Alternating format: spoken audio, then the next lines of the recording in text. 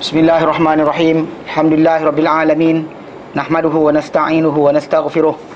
Wa na'udzu billahi min syururi anfusina wa min sayyiati a'malina. May yahdihillahu fala mudilla lahu wa man yudlilhu fala hadiya lahu. Asyhadu an la ilaha illallah wa asyhadu anna Muhammadan abduhu wa rasuluh. Allahumma salli ala Muhammad wa ala ali Muhammad kama sallaita ala Ibrahim wa ala ali Ibrahim wa barik ala Muhammad wa ala ali Muhammad kama barakta ala Ibrahim wa ala ali Ibrahim fil alamin innaka Hamidum Majid. Qala rabbi shrah li sadri wa yassir li amri wahlul 'uqdatam min lisani yafqahu qawli, amma ba'd. Alhamdulillah, kita bersyukur kepada Allah kerana dapat lagi kita bersama-sama untuk kita meneruskan kelas pengajian kita yang kita bermulakan pada minggu lepas. Itu fiqh yang berkaitan tajuk masalah kita bernikah. Alhamdulillah hidup lagi boleh teruskan. Saya rasa ustaz mati, lepas tu tukar jadi taharah. Jadi kita belajar dan juga kita tengok hari ni kita dah ambil pendahuluan hari tu berkenaan masalah kita bernikah, kenapa pernikahan tu digalakkan dalam Islam, atas sebab apa nikah tu disuruh oleh Allah Taala, dan kita dah masuk hari tu berkenaan dengan dibolehkan untuk lelaki berkahwin lebih daripada perempuan. Yang merdeka tu ada 4 orang dan untuk hamba cuma 2 orang saja. Dan sebaliknya dalam tajuk tu seorang lelaki yang merdeka tidak digalakkan, bahkan dia bernikah dengan tawanan perang, melainkan atau hamba lah, melainkan jika beberapa syarat. Pertama, dia tak mampu untuk bayar nafkah ataupun mahar kepada wanita yang merdeka. Kedua, kerana bimbang untuk dia ni bimbangkan dia jatuh dalam penzinaan dan sebagainya. So itu dalam Quran Karim kita ada bincang itu dalam ayat Quran surah Nisa 25. Baik. Dan terakhir kita bincangkan adalah berkenaan dengan pandangan. Kerana memang dalam Islam ni kita memandang untuk orang yang nak berkahwin, dia kena tengok dia punya bakal isteri atau perempuan pun macam tu juga.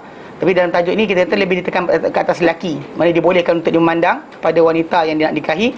Dan sebelum bincang berkenaan boleh pandang tu, pengarang buku kita diletakkan pandangan seorang lelaki tu kepada seorang wanita ada 7 bentuk. Dan kita bincangkan satu persatu itu. Dia kata pertama, pandangan seorang lelaki kepada seorang wanita yang asing, yang bukan mahram dia, kerana bukan keperluan, maka ia tak boleh, tak dibenarkan dalam Islam. Mana dan kemudian adik kita itu kan, dia masuk kelas dah, dia tak datang dah. Dari cerita dia kata akan discussion dan sebagainya. Tengok keadaan lah. Kita kata tak perlukan kepada benda tersebut, tak perlu, tak payah. Even minta soal jawab agama boleh buat di balik tabir. Percampuran tak digalakkan langsung. Yang kedua, kita kata pandangan seorang lelaki pada isteri dia atau hamba wanita dia, maka dibolehkan pandang kepada apa yang selain daripada kemaluan pada kedua-duanya. Ini pendapat ni marjuh. Yang saya terangkan itu berkenaan dengan bahawa bila seorang lelaki telah berkahwin dengan seorang wanita, maka semua keadaan itu adalah halal. Kan? Semua apa yang dia tengok pada isteri dia adalah halal. Maka tak ada timbul masalah kita kata pandang mata buta lah. Kan? Actually timbul dalam masyarakat kita ada. Kan? Dia idea of kalau pandang nanti buta lah, rosak mata lah, dan sebagainya.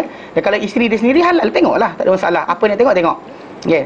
Dan tak timbul tajuk. Dan bahkan segala hadis yang datang berkenaan dengan pengharaman ataupun hatta lafaz yang datang Aisyah anha, bila ditanya pada dia, adakah kau lihat kemaluan Rasulullah, dia kata dia tak pernah tengok aku tak pernah tengok pada dia. Mana itu dalam Tirmizi dan juga Ibn Majah, yang lafaz berkenaan datang, dan bahkan semua dhaif. Tak ada yang sahih langsung. Tak ada yang sahih langsung berkenaan perkara tersebut. Jadi dengan sebab itu para ulama menyatakan, bahkan riwayat Ibn Hibban dan Sahih Ibn Hibban, bila mana Aisyah radhiyallahu anha ditanyakan berkenaan adakah dia pernah lihat kemaluan Nabi SAW, Aisyah menjawab, aku dahulu mandi dengan Rasulullah SAW daripada satu bekas yang sama. Dia cara dia jawab beradab. Dia tak kata ya, dia kata aku mandi pada bekas yang sama. Bukan mandi pakai baju kan. Kita orang Melayu kita ni pelik sikit. Kena kain basah lah, takut setan nampak lah, sebagainya. Actually saya cakap memanglah kita kata berkeadaan malu dan takut Allah Ta'ala pada setiap waktu, rasa malu dan segan Allah Ta'ala tu actually digalakkan. Tapi pada keadaan tertentu yang mana kita perlukan hajat, kan, tak nak ada pakaian pada badan kita, tak nak ada sekian. Bahkan kain basah kadang kena kurap tau. Ada budak-budak asrama biasa kongsi kain basah tau. Dikongsi tu kurap bagi kat satu lagi. Jadi kena jaga-jaga buat ni, jangan main.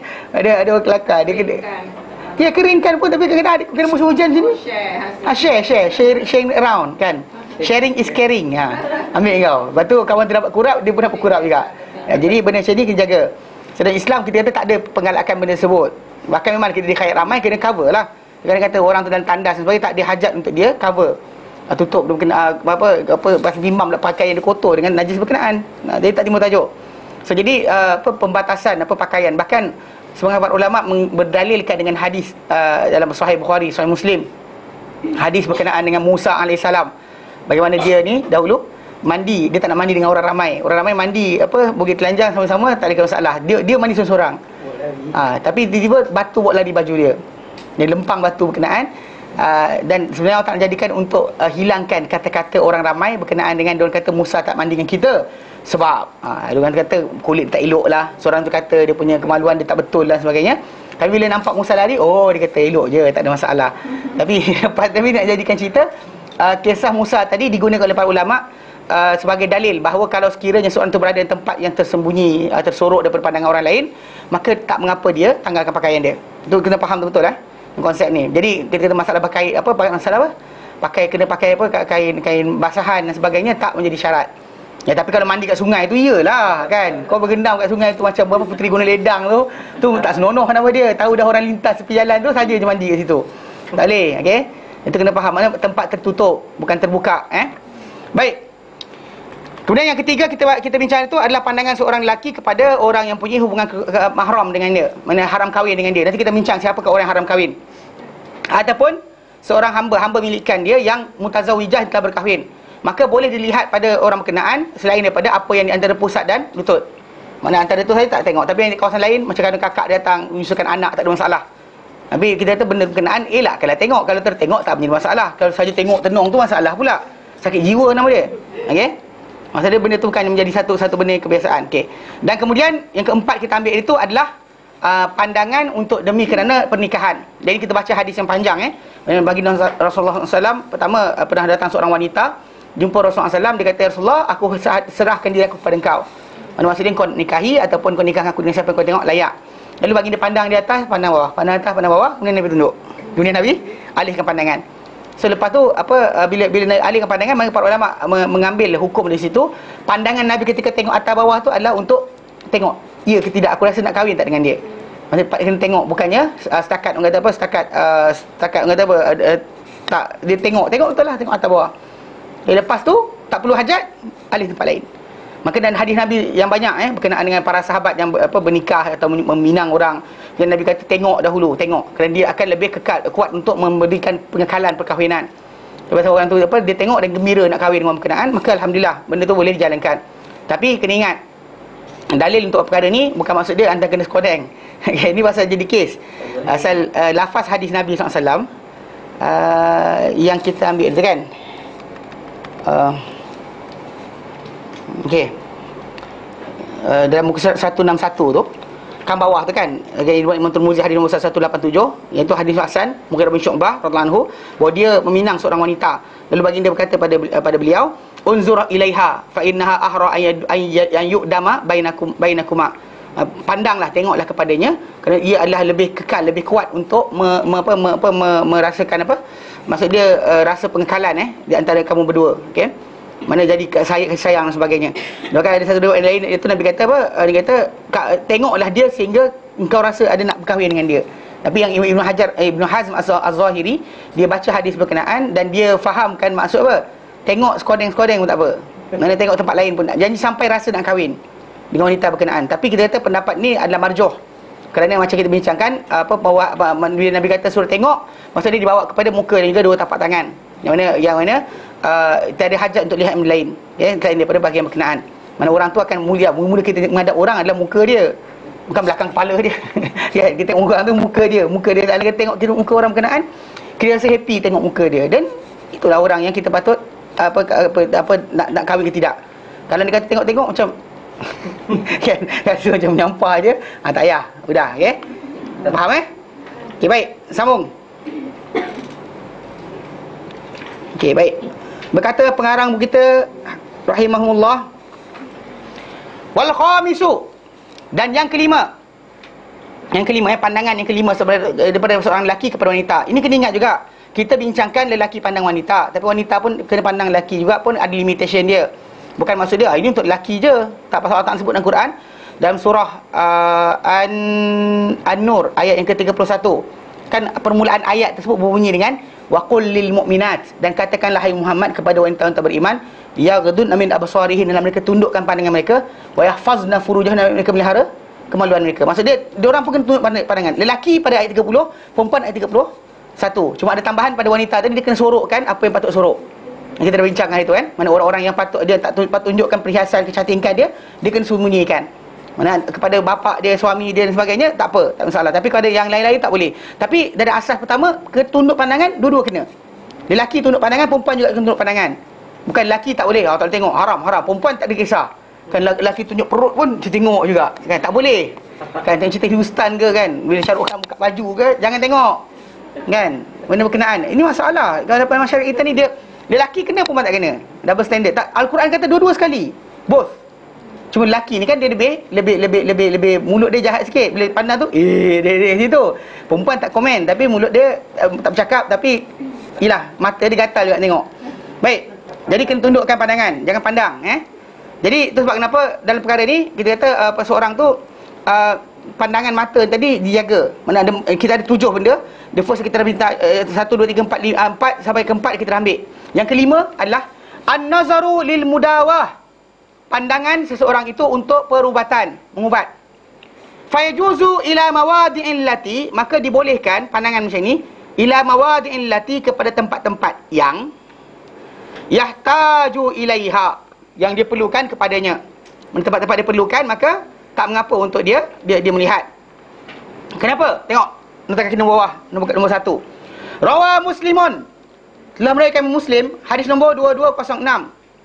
Hadis nombor 2206, an Jabir bin Abdullah, dari Jabir bin Abdullah radhiyallahu anhu, anna Ummu Salamah, bahawa Ummu Salamah isteri Nabi SAW radhiyallahu anha, ista'dzanat Rasulullah sallallahu alaihi wasallam, telah minta izin pada Rasulullah SAW fil hijamati, untuk berbekam. Mana isteri Nabi SAW, Ummu Salamah, dia minta izin pada Rasulullah SAW untuk berbekam. Okey, fil hijamati. Fa amara an-nabiy sallallahu alaihi wasallam, maka Rasulullah Nabi SAW memerintahkan Aba Taibata. Aba Taibah ni nama lelaki yang membekam orang-orang di Madinah dulu. Ada seorang yang pandai membekam orang. Maka Nabi pun suruh Aba Taibata ayah jumaha, untuk membekam Ummu Salamah. Ummu Salamah. Maksudnya Nabi benarkan, maknanya untuk Ummu Salamah tadi bekam, Nabi suruh supaya tak apa, pergi. Nabi suruh dia datang dan bekam isteri baginda sallallahu alaihi wasallam. Dan para ulama menyatakan wa ishtaratu an yakuna dzalika bi wujudi mahramin aw zaujin. Dan disyaratkan perkara berkenaan bahawa hendaklah berlaku dengan wujudnya mahram. Mana kita panggil apa, orang yang mempunyai hubungan yang haram kahwin dengan wanita berkenaan dengan lelaki, bukannya adik-adik perempuan dia. Kita pergi pun adik perempuan dia bersama kat situ, tak boleh. Mana yang lelaki kena ada hadir kat situ. Au zaujin, ataupun suami dia sendiri kena hadir di waktu perkara berkenaan. Dan syarat kedua adalah wa alla tujadu imra'atun tu'alijuha, dan bahawa tidak ada wanita yang boleh mengubat dia. Kalau selagi ada wanita yang boleh mengubat, ambil wanita. Jangan lari kepada option darurat. Saya ada jumpa seorang doktor dekat Kabupaten Damansara. Dia ni actually agak ni sikit. Dia kata saya kadang letih tengok orang kan. Kalau dia kata boleh cari dengan perempuan, pasal perempuan dia doktor lelaki. Kan, nak pegang orang ni, kita tak pegang tak perlu, dia kata. Tapi orang masalah dia suruh kata kena pegang. Kan dia nak tahu betul ke tidak dan sebagainya. Dia rasakan benda tu berat. Bagi dia rasa berat. Di sini baguslah. Banyak doktor suka janji banyak patient, banyak duit. Dia tak fikir macam tu. Dia kata patutnya kena jaga bab ni, dia kata. Kadang-kadang benda tu sakit yang tak perlukan kepada pendedahan pakaian dan sebagainya, maka jangan dedahkan. Tapi ada doktor kata kalau pakai baju tarik nafas tak efisien, tak efektif. Dia tak ada, dia baju tu akan sekat. Wallahu a'lam. Tapi sebenarnya doktor suruh tarik, tahu tak bila anda batuk dan sebagainya, doktor suruh tarik nafas sebab apa? Kenapa? Sebab sebenarnya dia nak dengar, tengok dalam paru-paru ada tak lendir. Tu je cerita dia. Dan dia pegang sini, tengok sini. Kalau kata paru-paru bagus. Sebab apa? Dia dengar benda tu. Saya pergi kat USM tu, dekat bulan puasa tu, Ramadan, kat Kubang Krian. Even degup jantung pun dia ada rhythm dia. Kalau orang sakit apa, sekian, dia bagi tahu. Mana dia orang pelajar perubatan tu dilatih untuk dengar rhythm jantung tu macam mana. Ada duduk, ada duduk. Macam dia bunyilah. Dia bagi pengkang, letak situ untuk supaya tahu. Dia kena belajar, berlatih sampai tahu mana yang sihat, mana yang sakit tu je. Tapi lah masalah perubatan ni tadi, memang para ulama sepakat bahawa dalam masalah masalah tak ada orang nak mengubat, tak ada wanita lagi yang boleh mengubat, maka lelaki boleh mengubat. Macam tadi kisah tadi Abu Taibah tadi, dia boleh membekam, maka Nabi benarkan untuk dalam Sahih Muslim ni, Nabi suruh Ummu Salamah dibekam oleh dia. Tapi yang kena faham sekarang bahawa benda tu keadaan dia tak ada orang perempuan. Memang kita boleh bayangkan bahawa membekam ni adalah sifat benda tengok darah dan sebagainya. Perempuan tak berapa nak sangatlah kerja suka tukang bekam. Tapi sekarang ni ada pusat perubatan atau sebagainya buat bekam. Kedua, aku bekam ni kan ada perempuan kan buat, kan? So jadi actually perempuan boleh buat bagi perempuan lah. Janganlah ada serah lelaki juga. Tapi saya dengar ada pakar, ada pakar sekalipun. Dan pakar sikit puan, perempuan lah. Okey. Pakar sikit wanita dan sebagainya. Kalau dia kata ada wanita, then let go wanita yang usahakan supaya jangan sampai lelaki. Mana maksud dia? Pertama, kena ada mahram. Kedua, mestilah benda berkenaan dalam keadaan tak ada wanita yang boleh mengubat. Dan pendedahan bahagian tertentu yang mesti untuk dilihat bagi perubatan, dan tak mengapa. Dan wa idza wujidal muslimu la yu'dal ila ghairihi, la yu'dalu ila ghairihi. Dan bila dapati ada orang muslim yang boleh mengubat, maka kita tak pergi pada yang non muslim.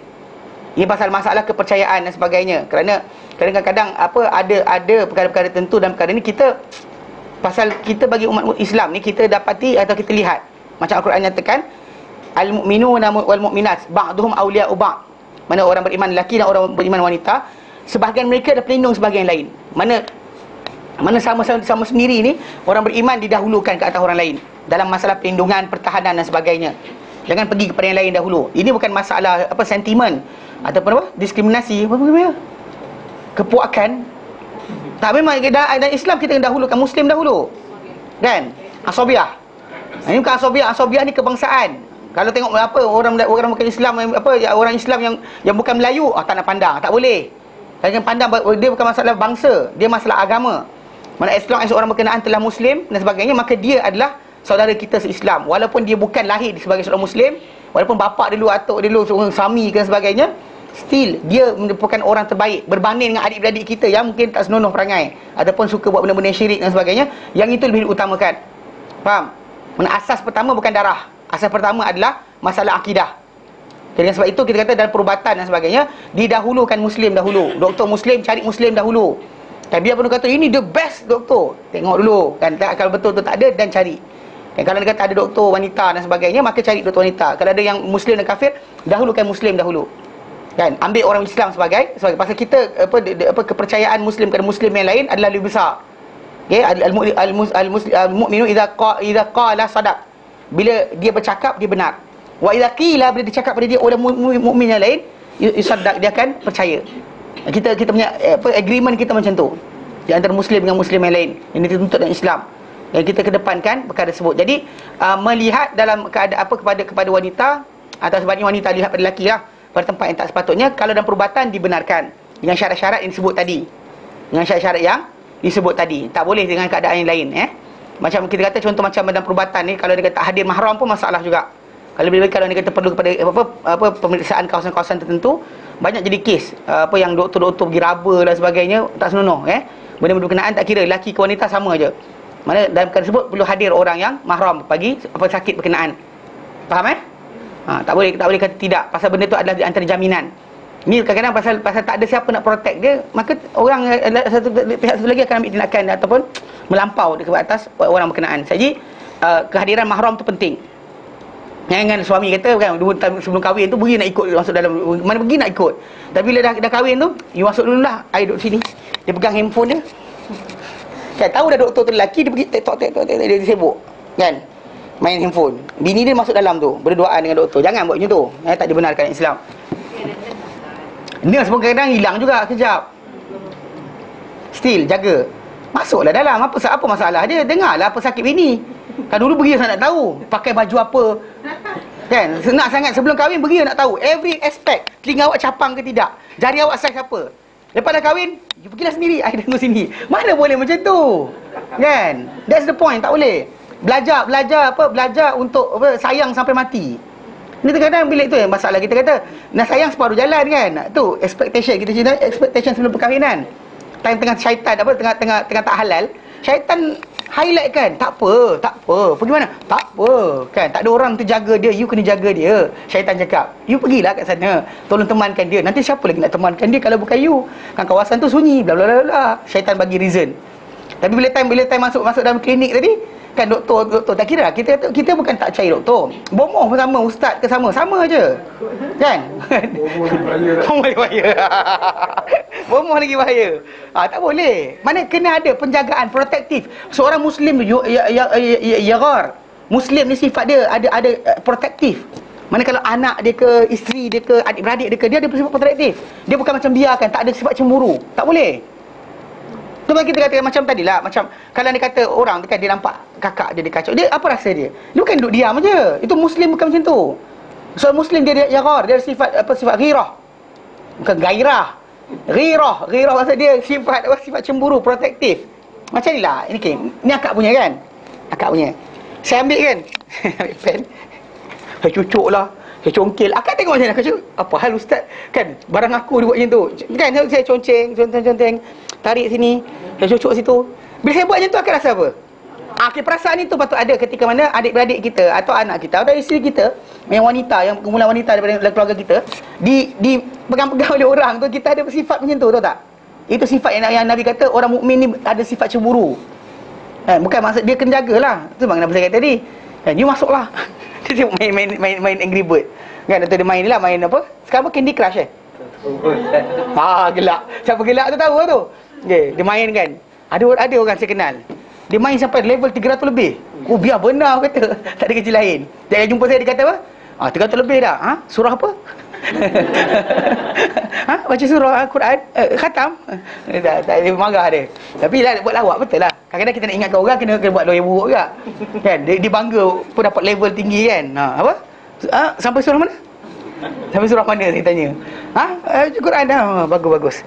Kan? Jadi konsep itu. Jadi sifat cemburu tu kena ada. Faham? Jangan biarkan. Yang wanita punya jadi atas lelaki lah lebih besar. Lelaki. Apa dia adalah pengurus pada wanita. So dia kena lebih ditentukan ke atas lelaki. Dan didik pun lelaki kena ajar benda ni.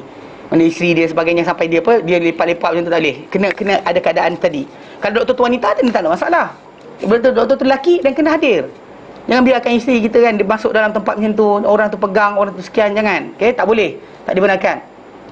Nanti kena pukau kan, masalah juga. Actually benda banyak jadi kes Mana benda macam ni kita kadang-kadang tak perasan. Orang kita tak sedar. Dia main angkat mudah saja nak ubat daripada penyakit sampai lupa benda halal haram. Betul Nabi SAW suruh kita berubat, tapi benda yang haram jaga. Nabi kata pasal Nabi kata innallaha anzala da' wa anzala ma'ahud dawa. Allah turunkan penyakit, turunkan bersamanya ubat. Fatadawu ya ibadallah, maka berubatlah wahai hamba-hamba Allah. Wala tadawu bil haram, jangan berubat dengan benda haram. Ada either substance barang tadi ataupun dengan apa? Kaedah atau cara. Kena jaga dua-dua sekali. Jangan kita kata substance elok halal, madu kan dijampi dengan Al-Quran. Lepas tu cara masalah lain. Kan kena ustaz tu mandikan ke. Ada orang jumpa dia kontak saya raya baru ni. Tak serius. Dia cerita budak perempuan ni. Saya tak tahu dia perempuan ke tidak. Ketika mula dia hantar SMS, saya tak tahu dia perempuan ke tidak. Saya kata masalah siapa dia ni, tak tahu. Dia tanya soalan. Dia kata ada pengalaman dulu dia berubat atau baca Quran untuk menyembuhkan diri dari penyakit. Saya pun kata dengan dia, Al-Quran bukan datang untuk itu. Kalau anda kata ada, kita baca Al-Quran dan disembuhkan ta'ala, alhamdulillah. Tapi kita tak jadikan Quran tadi surah ini untuk migrain, surah ini sakit perut, surah ini untuk, tak ada. Saya kata dengan dia, bahkan dibaca Quran itu untuk dapatkan keredaan Allah Ta'ala. Membaca Quran itu adalah ibadat. So tak boleh kita divert kepada benda lain. Untuk contoh macam kuat, gagah, kaya, cantik, apa lagi, terbang, kebal. Tak boleh. Saya kata macam tu. Jadi maksud dia, kalau anda kata nak berdoa. Saya kata, bangun sepertiga akhir malam, doa, minta kepada Allah Ta'ala penyembuhan. Kan? Usahakan, ambil air, bacakan Fatihah pada air berkenaan. Mana ini cara yang Nabi benarkan para sahabat buat. Adapun lain daripada bukan sebut, contoh macam surah ini untuk sini, amalkan 1000 kali sebelum sekian, tak ada. Stop. Situ tak ada dalam Islam. Maksudnya macam para sahabat berjampi dengan Fatihah saja. Orang kita jampi macam surah keluar. Kan? Macam jampi keluar. Tak boleh. Kita ambil yang paling simple. Kan? Dan kemudian baca-baca je. Mana kesan jadi ke tidak, kita kata ikut sunnah Nabi SAW. Berlaku ke tidak, kesan kita sakit berterusan pun Allah Ta'ala redha kepada kita. Apa masalah dia? Kan, maka mungkin kat sini kita sesara, sampai kat sana kita akan bahagia. Berubat dengan cara yang betul, saya kata, cek doktor dulu. Jadi dia kata dia buat benda berkenaan.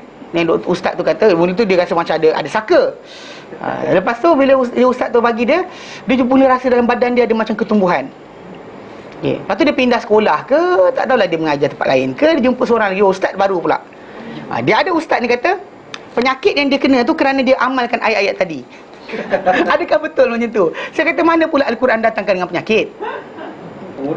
Pula dah kelang kabut pula. Lepas tu ustaz yang kedua, second ustaz ni kata dia akan bagi ramuan-ramuan tertentu suruh dia mandi. Pula kenapa kena mandi pula? Saya kata ni masalah dah. Saya kata ustaz tak, dia tak akan mandikan saya ustaz. Dia cuma akan bagi ramuan dan suruh saya buat cara macam patut. Saya kata tak payah, tinggalkan. Tengah malam lah pula. Timing dia. Gitu. Tahu bulan ngambang ke tidak tahu. Tapi cerita dia benda salah lah.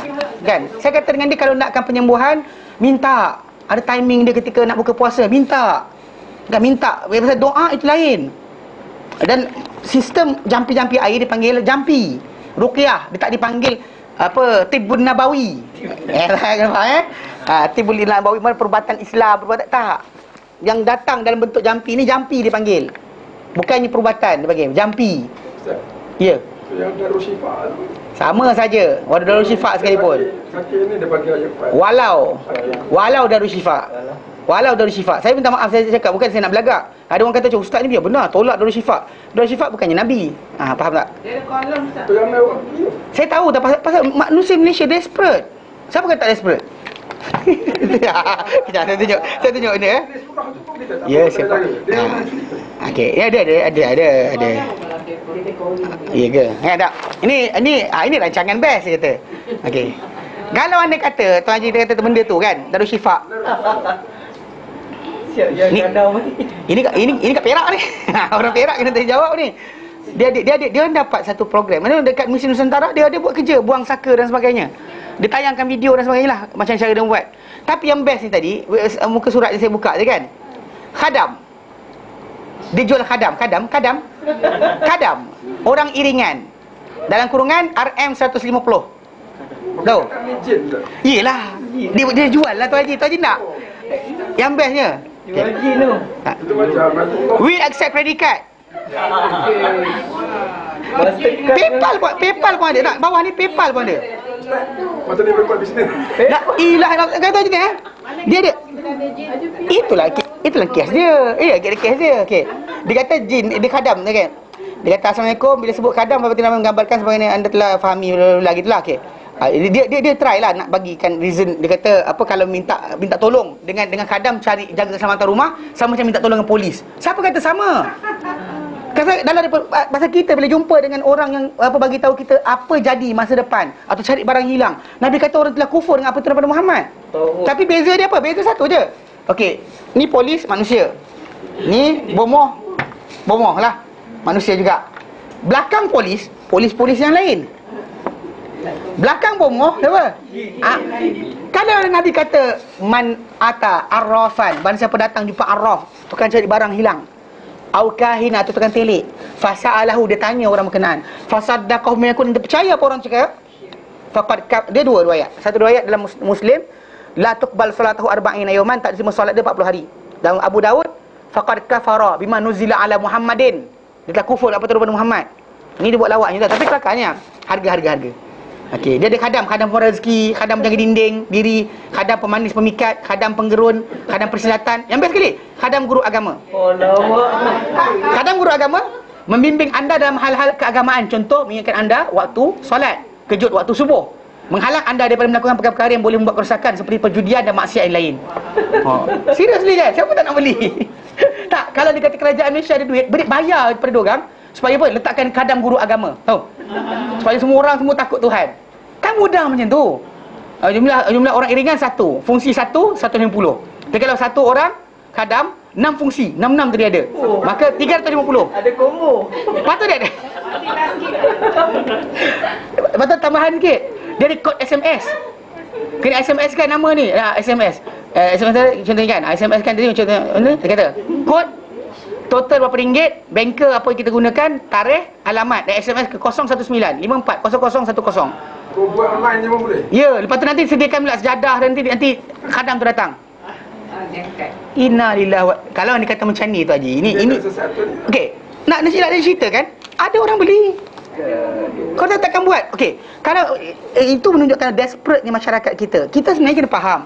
Sakit kita, susah kita, kita tak sihat, kita sekian dan sebagainya. Allah Ta'ala berikan benda berkenaan bukan tanpa sebab. Bukan sebab kita ada dosa pun. Ini salah pula. Ini dosa aku lah, aku kena musibah. Tak. Bahkan kadang-kadang Allah Ta'ala berikan seorang tu macam sakit dalam perut dan sebagainya. Mati syahid. Tahu tak? Banyak orang tak tahu. Kan ada kata orang yang mati kena timpak bangunan. Mati tenggelam, mati terbakar. Mati melahirkan anak dan sebagainya. Memang benda berkenaan Allah Ta'ala berikan mati. Apa Rasulullah SAW sebut? Apa? Kan dalam hadis dalam hadis Nabi kata apa? Syuhada ummati. Dia bagus zaman sekarang ni boleh tunjuk semua benda.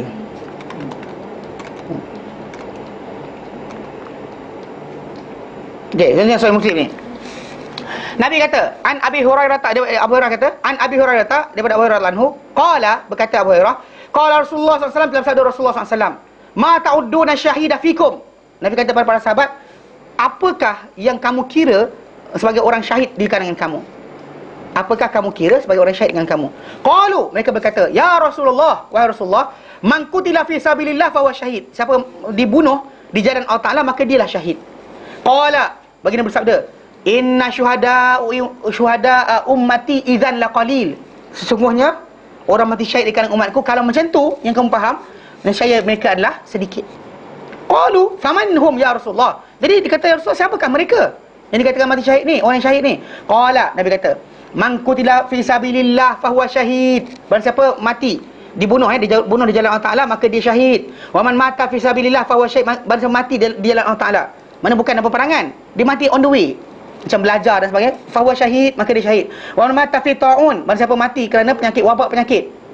Pasal dalam Islam Nabi suruh siapa dalam negara jangan keluar, siapa luar jangan masuk, yang dalam jangan keluar. Jadi dan Nabi janjikan siapa yang mati di tengah tu sebagai orang mati syahid. Umar tak masuk. Umar tak masuk pasal apa? Pasal Nabi arahkan tak masuk. Actually Umar punya kisah, dia tak masuk dalam Syria tu. Sebelum Abdul Rahman bin Auf sebut hadis Nabi, Bidah sami'tum bi ardin kan, Nabi hadis tu, Umar bin Khattab anhu dia nak masuk, dia was-was. Baru dia panggil golongan muhajirin yang tua-tua, mesyuarat. Semua kata jangan masuk. Kemudian Ansar kata jangan masuk. Kemudian panggil golongan ahli Badar yang tua. Semua kata jangan masuk. Dia panggil setiap level dari kalangan orang kata orang senior dalam Islam ni, semua kata jangan masuk. So dia ambil keputusan jangan masuk. Bila dia kata jangan masuk, tak nak masuk. Lepas tu Abu Abdul Rahman bin Auf, dia datang daripada jauh, dia kata aku ada ilmu daripada Rasulullah SAW tentang perkara ni. Mana dia ketika mesyuarat tu dia tak ada. Tapi bila dia datang, dia kata Nabi sebut tentang kuarantin. Nabi kata bila kamu dengar pada satu negeri berlaku satu wabak penyakit, kalau kamu berada di luar, kamu jangan masuk. Kalau kamu di dalam, kamu jangan keluar. Dia kata Nabi sabda macam tu. So anyway, pemusyawarat dia tadi bawa pada apa yang Nabi kehendaki. Jadi anyway, faham Tapi siapa yang mati dalam negara berkenaan diberikan janji oleh Rasulullah SAW dengan mati syahid. Tu Nabi kata barang siapa man mata fi ta'un fa huwa syahid. Man mata fil batni fa huwa syahid. Barang siapa mati dalam keadaan apa? Ada penyakit dalam perut fa huwa syahid. Dan riwayat lain ada riwayat tambahan berkenaan orang yang mati tenggelam, mati terbakar, mati ditimpa bangunan dan sebagainya, mati tanah runtuh juga dikira sebagai syahid. So kita kata benda tersebut bila orang tu sakit, dia first thing first kena faham dahulu ini. Bukan dia dapatkan terus kepada penyelesaian masalah cara untuk berubat. Faham tak? Dia bukan terjun kepada cara apa patut aku buat supaya aku sihat. Bukan. Dia first thing first kena belajar tentang qadar. Belajar tentang qadar. Allah Ta'ala berikan keburukan dan kebaikan, ia adalah pusingan kehidupan kita. Ada orang kadang-kadang kena penyakit dalam perut, tak mati dengan penyakit dalam perut. Kan kena apa macam saya cerita dulu, ada satu keluarga tu, dia bapak dia ni sakit, kanser, buat pembedahan dan sebagainya. Tapi dia jumpa saya, waktu mula jumpa saya katalah, saya kata kalau tak nak tarik bukan semestinya dengan kanser. Tak semestinya dengan kanser. Jadi last kali betul. Memang dia tak meninggal dengan kanser. Dia meninggal sebab apa? Tersedak air. Tersedak air. Memang diorang semua jadi macam punyalah rasa terkilan. Tapi still, saya cakap itu, saya kata dengan orang kena faham betul-betul. Usaha kita berubat, kan buang organ-organ yang tak apa yang rosak dan sebagainya, kita boleh cuba. Tapi kena ingat, bila Allah Ta'ala nak tarik, maksudnya orang tu dah habis tempoh dah. Mana dah memang patut ditinggalkan dunia, Allah Ta'ala tahu kenapa patut. Dan bukan kerja kita untuk persoalkan kenapa sekarang. Why not before? Why not after 1 year? Why not after 10 years? Bukan. Jadi dengan sebab itu, kena sebelum orang tu berubat, faham itu dulu. So that bila dia berubat, dia makan ubat ke, makan madu ke dan sebagainya, tak sembuh pun dia happy. Pasal kesakitan yang dia dapat tadi penghapus bagi dosa dia. Demam yang dia alami penghapus bagi dosa dia. So jangan kita rasa benda tu sebagai musibah semata-mata. Bahkan Allah Ta'ala berikan benda tu untuk kita tahu kita ni ada Tuhan, tempat kita berharap dan berdoa. Tapi bila orang ramai, masyarakat kita ni desperate, ni keluar kes tadi. Kan keluarnya apa, khadam lah. Actually banyak benda. Kalau jual batu tu, batu-batu cincin dia jual, seriously mahal. Ada jual satu batu tu, batu geli-gelipan. Tuan je tahu dia jual berapa? Betul, geli-gepan. 10 juta. 10 juta ringgit. La ilaha illallah, saya kata okey. Siapa beli tak tahulah. Okey, tengok koleksi mistik. Ya, okey. Ya, tahu. Tak. Okey. Geli-gelipan. Nama khadam rahsia.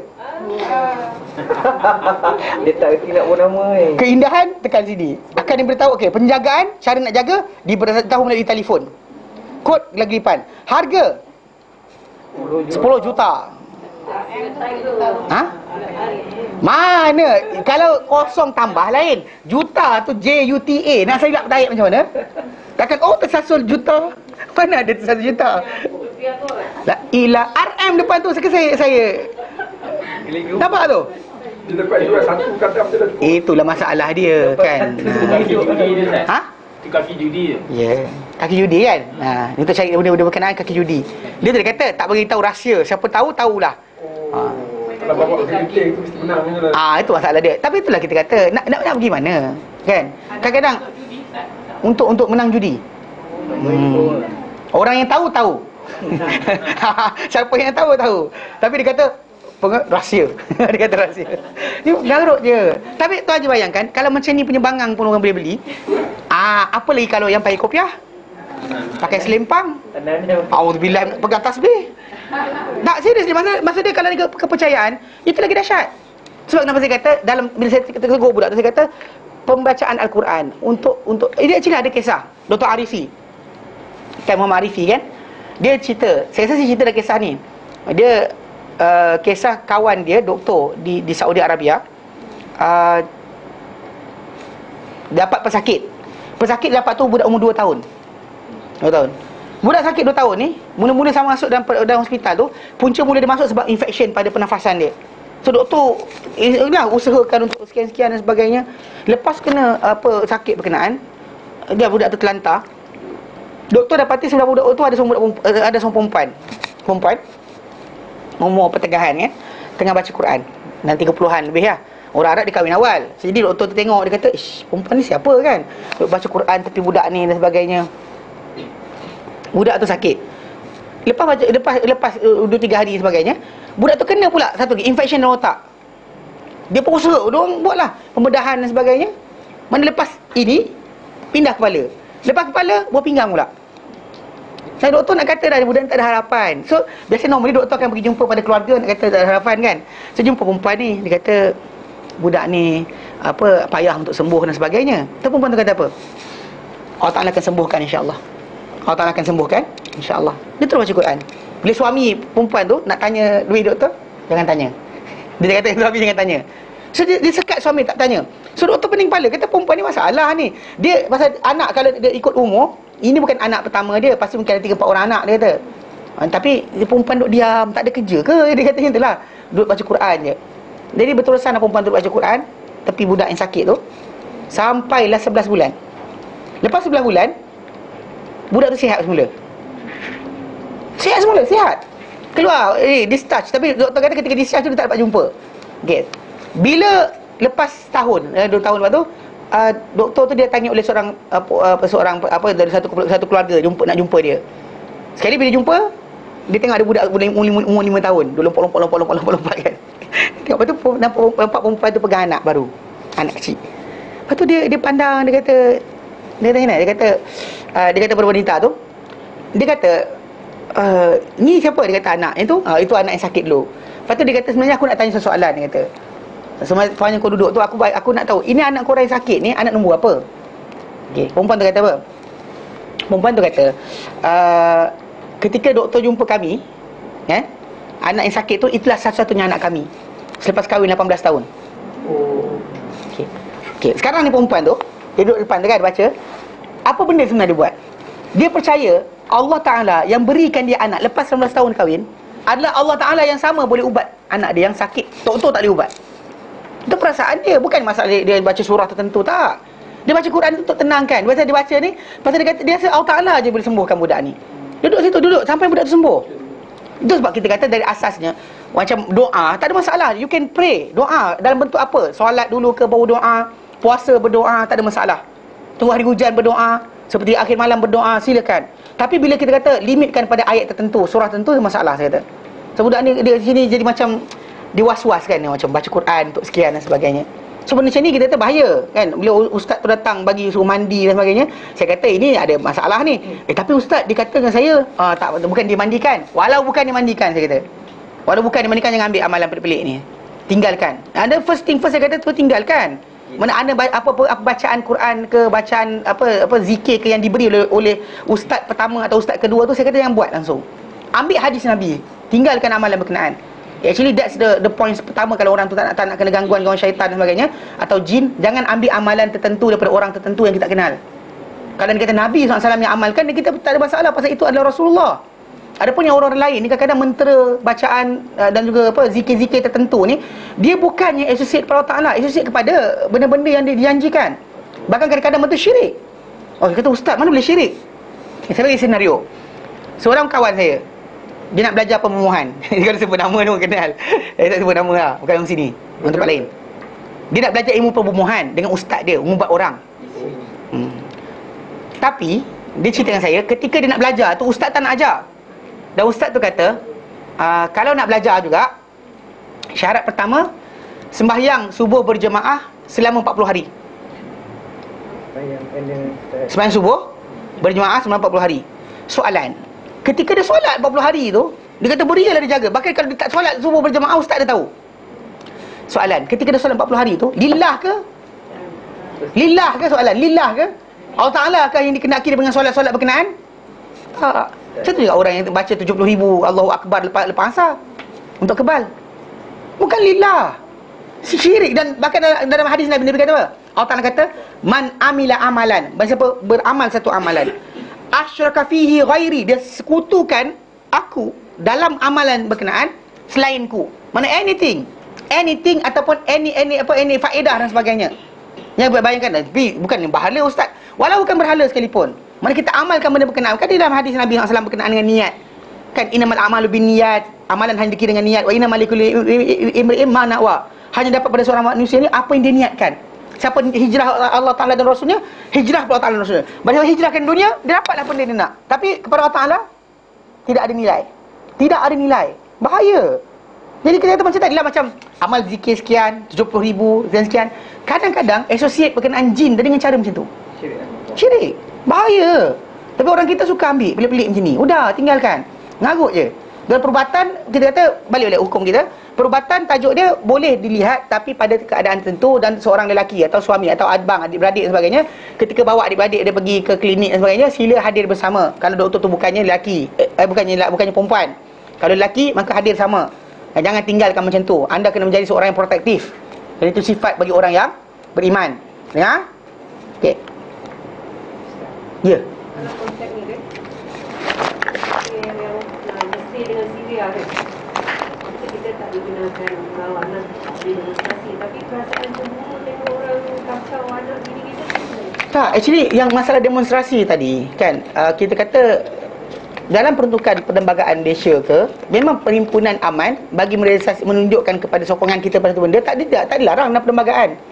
Tak dilarang dalam perlembagaan. Cuma timbul tajuk masalah, kita kata sebahagian guru agama ni, dia sekat, dia kata benda ni bukan Islam. Tapi sebenarnya demokrasi pun bukan Islam. Tapi kalau cakap macam tu, dia kata demokrasi ni haram kan. Dia jangan kita cepat kata macam tu. Pasal dari segi konteks dia dibenarkan oleh kerajaan, jalanlah. Apa masalah dia? Menzahirkan rasa menyampah, marah kepada orang berkenaan yang kita kata membunuh umat Islam. Apa sahaja tak boleh pula. Hatta Nabi SAW sendiri melaksanakan kunut nazilah kerana marah dengan orang yang membunuh umat Islam. Mana penzahiran berkenaan, sampaikan Nabi sebut nama, by name, until Allah Ta'ala kata bukan pada engkau urusan berkenaan. Dan Nabi tinggalkan, Nabi sebut secara umum. Jika Nabi sebut by name, Nabi sebut orang berkenaan dalam solat, bayangkan dalam solat Nabi sebut nama orang tu. Ya Allah, musnahkan orang sekian Nabi sebut nama. Actually dahsyat. Kan? Kita tahu bahkan jadi kepenzahiran benda berkenaan menunjukkan bahawa tidak redha. Benda tu penting. Bukannya maksud dia ini salah faham dalam masyarakat kita ni bila ada timbul tajuk dia kata bila pemerintah itu dah menang maka kena taat. Dia kata jangan keluar. Kan benda tu kan perkara haram. Jika tidak dalam Islam kita kata benda-benda macam ni, kita kata pasal dalam Islam sendiri sebenarnya kita kata ada timbul tajuk dia orang persoalkan. Dia kata apa yang berlaku tu tak sama sebab dia kata kalau yang kerajaan tu kafir lain cerita. Dia kerajaan muslim kena laksanakan, kena ikut. Kena perhatikan di mana duduk dia. Pasal orang yang naik tadi dengan halal ke dengan haram. So ketaatan pada orang yang merampas kekuasaan dengan benda cara haram tak ada. Kan ketaatan. Maka kalau kita diteruskan ketaatan macam tu, last sekali dunia ni akan terbalik pada siapa kuat dia lah. Dia lah menang, mana boleh macam tu. Bunuh yang nombor 2 yang naik. Yang bunuh yang pasal bila dia bai'ah untuk 2 khalifah, mana bunuh yang nombor 2. Itu arahan Nabi SAW. Dan dia bai'ah 1 khalifah. Datang seorang lagi take over. Yang second one tu bunuh. Itu arahan Nabi SAW. Dan bahkan Al-Quran Karim dia timur tajuk ni Allah tak nyatakan dalam Quran. Kan saya sebut dalam surah Al-Hujurat. Allah kata apa? Wa in ta'ifatani minal mu'minin. Jika 2 kumpulan orang beriman iktatalu, saling berbunuh-bunuhan. Fa aslihu bainahuma, perdamaikan antara mereka berdua. Fa in baghat ihdahuma, kalau melampau salah satu di antara 2 kumpulan tadi, al-ukhra ke atas satu lagi. Faqatilul lati tabghi, bunuh, perangi orang yang melampau hatta tafi'a ila amrillah, sehingga dia tunduk pada perintah Allah Taala. Fa in fa'at, kalau mereka tunduk, fa aslihu bainahuma bil adli wa aqsitu, maka perdamaian antara mereka dengan adil dan saksama. Mana Allah Taala arahkan supaya jangan tengok saja. Bukan macam tengok sajalah. Tak ada arahan Allah Taala macam tu. Ni kadang-kadang masalah menyamakan Khawarij dengan kumpulan orang yang keluar secara aman ni salah. Kan? Khawarij ni keluar jatuhkan kerajaan pakai senjata dan sebagainya. Yang berlaku di Madinah dahulu, pembunuhan pada Osman. Ini bukan pemberontakan pun, tak take over kuasa pun. Kan? Yang Khawarij tu yang tentera tadi, yang patut diperangi. Kalau anda kata macam mana dalam hadis Nabi galakkan, maka Nabi kata janji untuk orang yang perangi kumpulan ni adalah orang tentera yang terbaik. Ali gembira. Ali kata aku tak pernah happy, gembira dan peperangan mana-mana berbanding peperangan yang ini. Nabi janjikan mana orang tu adalah orang tentera yang terbaik. Mana Nabi janjikan. Ini bukan kita tujukan pula, kita kata yang kalah tadi. Dia punca sebenarnya keluar fatwa pelik ni sebab apa? Sebab ada ustaz kita ni yang tak suka dengan ikhwan muslimin tu je. Punca tu je. Kalau anda kata yang lain dia akan sokong. Tapi kerana kebetulan yang naik ni sebut ikhwan muslimin, dia menyampah tu je. Menyampah over sampaikan keluar fatwa pelik-pelik tu masalah lah. Tak boleh. Actually pasal go by the principle lah. satu benda. Satu benda. Dia bila dia orang tujukan, dia kata Saudi Arabia cuba jatuhkan, pun salah juga. Pasal Saudi Arabia dia orang banyak prince. Banyak orang kaya di Saudi Arabia tau. Dia bukan bila keluar duit daripada Saudi Arabia bukan daripada kerajaan dia semestinya. Bahkan datang daripada pasal setiap raja, anak-anak keturunan Malik Fahad tu atau Malik Abdul Aziz, King Abdul Aziz tu, semua anak-anak dia tu semuanya ketua raja masing-masing ada harta masing-masing. Bahkan bila kita kata kalau dahulu ketika mana Mursi menang, kerajaan Saudi bagi duit. Dia bukan biarkan macam tu saja. Sekarang jatuh tiba-tiba terkeluar. Kata kerajaan Saudi yang tolong. Bahkan ulama Saudi tak pernah sedar benda ni. Tapi ada ustaz kita dia kata benda sekian pasal nak justify. Salah lah. Tu je saya kata pasal asas kita menyampah dengan orang. Allah kata dalam Quran kata apa? Wala yajrimannakum syana'anu qaumin alla ta'dilu. Janganlah kamu menjadikan kamu ni permusuhan kamu dengan satu kumpulan ni menyebab kamu tak berlaku adil. Allah kata i'dilu. Wala yajrimannakum. Ayat sana. Okey. Yajrimannakum. Okey, Maidah ayat 2. Mana Allah Ta'ala suruh mana sedia apa? Ayat 2 ayat 8. Ayat 2 ayat 8 Kalau kata adil berlaku adil lah. So actually kita kata walaupun tak suka dengan ikhwan muslimin, janganlah sampai keluarkan fatwa ataupun kata-kata yang menyinggung perasaan umat Islam. Kan? Benda tunduk, patuh dan sebagainya, kata jangan lawan. Seriously, yang naik itu adalah Khawarij. Yang merampas kuasa daripada kerajaan dengan keras. Itu Khawarij. Yang naik itu Khawarij, kita pergi sokong pula. Mana boleh? Dengan senjata. Dia balik dengan senjata bukan dengan tunjuk perasaan. Tu sebab bila orang define masalah berarak beramai-ramai ni adakah salah? Dia actually kalau dia kata sampai peringkat mengacau, mengganggu, kita nak lepak tepi jalan boleh. Nabi ada letakkan apa? Hak jalan. Tunaikan hak jalan tadi. Tak ganggu laluan, tunduk pandangan, bagi salam, kan? Raddus salam, jawab salam, kan? Mana suruh kebaikan, tegah kemungkaran. Ya, ada. dibenarkan. Tapi lah macam saya kata, ulang balik, punca benda ni keluar fatwa pelik sebab tak suka ikhwan muslimin tu je. Okey, faham Okey. Panjang cerita tu sebenarnya. Panjang cerita. Okey, faham Jadi okey, balik pada tajuk. Jadi memang kita kata dibolehkan untuk melihat pada apa kawasan yang tak sebab dilihat kalau dalam perubatan. Tapi dengan syarat tadilah dengan adanya mahram dia sekali. Kemudian kedua kena ada apa? Kena tidak apa, kena tak ada dah orang wanita yang boleh mengubat. Yang ketiga bahawa tak ada muslim yang didahulukan orang muslim. Okey. Wasadisu yang keenam. An-nazaru lisyahadati aw lil muamalati. An-nazaru pandangan, mana seorang lelaki pada wanita, lisyahadati bagi penyaksian. Aw lil muamalati atau untuk muamalah. Contoh macam jual beli kena sebagainya. Pasal kadang-kadang mungkin orang yang sama atau tidak. Kan. Jadi actually kalau ni kata masyarakat kita ni kalau pakai pudar semua, tahu tak macam nak kenal? Tahu macam budak-budak Arab dia kenal mak dia mana satu? Mata. Mata semua besar. Kita ada masa sepet. Okey. Normally dia kenal dengan kaki. Kaki kasut. Tu tengok bawah kita kenal bini kita mana satu. Ada saya ingat kawan saya, dia yang seorang dia pergi sana. Bini dia ada sebelah dia. Berhenti tepi jalan minum air limau. Dekat Yaman dia orang suka buat air limau kan, dia blender gitu. Lepas tu dia jual macam tu je. So jadi kawan ni sambil-sambil minum tu sekali dia sekian. Lepas tu dia lepas minum tu kan, dia nampak orang perempuan depan dia ingat bini dia pergi pegang. Ambil hantar gelas ke depan. Dia tu macam itulah. Lepas tu perempuan tu jeling dia. Perempuan tu jeling kan. Dia pun lari dia kata. Bukan bini dia. Lepas tu last sekali kita tanya, macam mana nak kenal? Sekarang ni kalau saya nak tengok kaki. Kenal kasut bini, kan pergi beli sama-sama. Kenal kasut bini. Dia kenal lah kasut dia. Okey, dia tahu bini dia sebab kasut. Dia pakai nemtek lah. Nemtek masalah pula. Actually tak ada masalah, tapi kena pandai-pandai kenal lah. Diorang masyarakat mereka lama dah pakai niqab dan tak ada masalah. Kan, keselamatan dan sebagainya tak timbul tajuk. Tapi idea daripada CIA, FBI dan sebagainya kata ada masalah. Itu bagi diorang lah. Kan, diorang ni tak pakai niqab pun dapat benda buat pelik-pelik kan. Macam tu yang kes pengumuman tu kan. Diorang tunjukkan ada orang tu keluarkan balik gambar, ada 3-4 orang di kalangan orang-orang yang security ni yang diorang berjalan kat situ dengan ada walkie-talkie dan sebagainya, lari daripada tempat bom sebelum daripada letupan meletup. Tapi dia salahkan orang Islam lah, biasalah. Tak ada kerja lain. Kan? Tapi normally kita tak tutup muka pun boleh jadi benda berkenaan. So tutup muka bukan alasan bahawa menyebabkan security akan terjejas dan sebagainya. Tapi anyway, kita tu masyarakat Arab bila dia nak kenal kan, orang anak dia atau isteri dia tengok kaki. Kalau anak dia kata bau mak kot. Bau bau lah. Dia kata bau mak. Wallahu alam which one is it. Tapi yang kalau untuk lelaki tak usah dah cium pula. Ni bini aku ke tidak. Tengok kaki dah madai. Jadi kita tahu dah kasut bini kita macam mana kan, tengok kaki. Kalau dah ramai tu tengok kaki. Tu qaddul basar, tunduk pandangan. Bukan jeling tengok bini mana satu. Kira. Tapi kan tak ada kaki. Ya? Macam mana dia betul? Mana? Bau mak dia. Tak tahu budak-budak ni.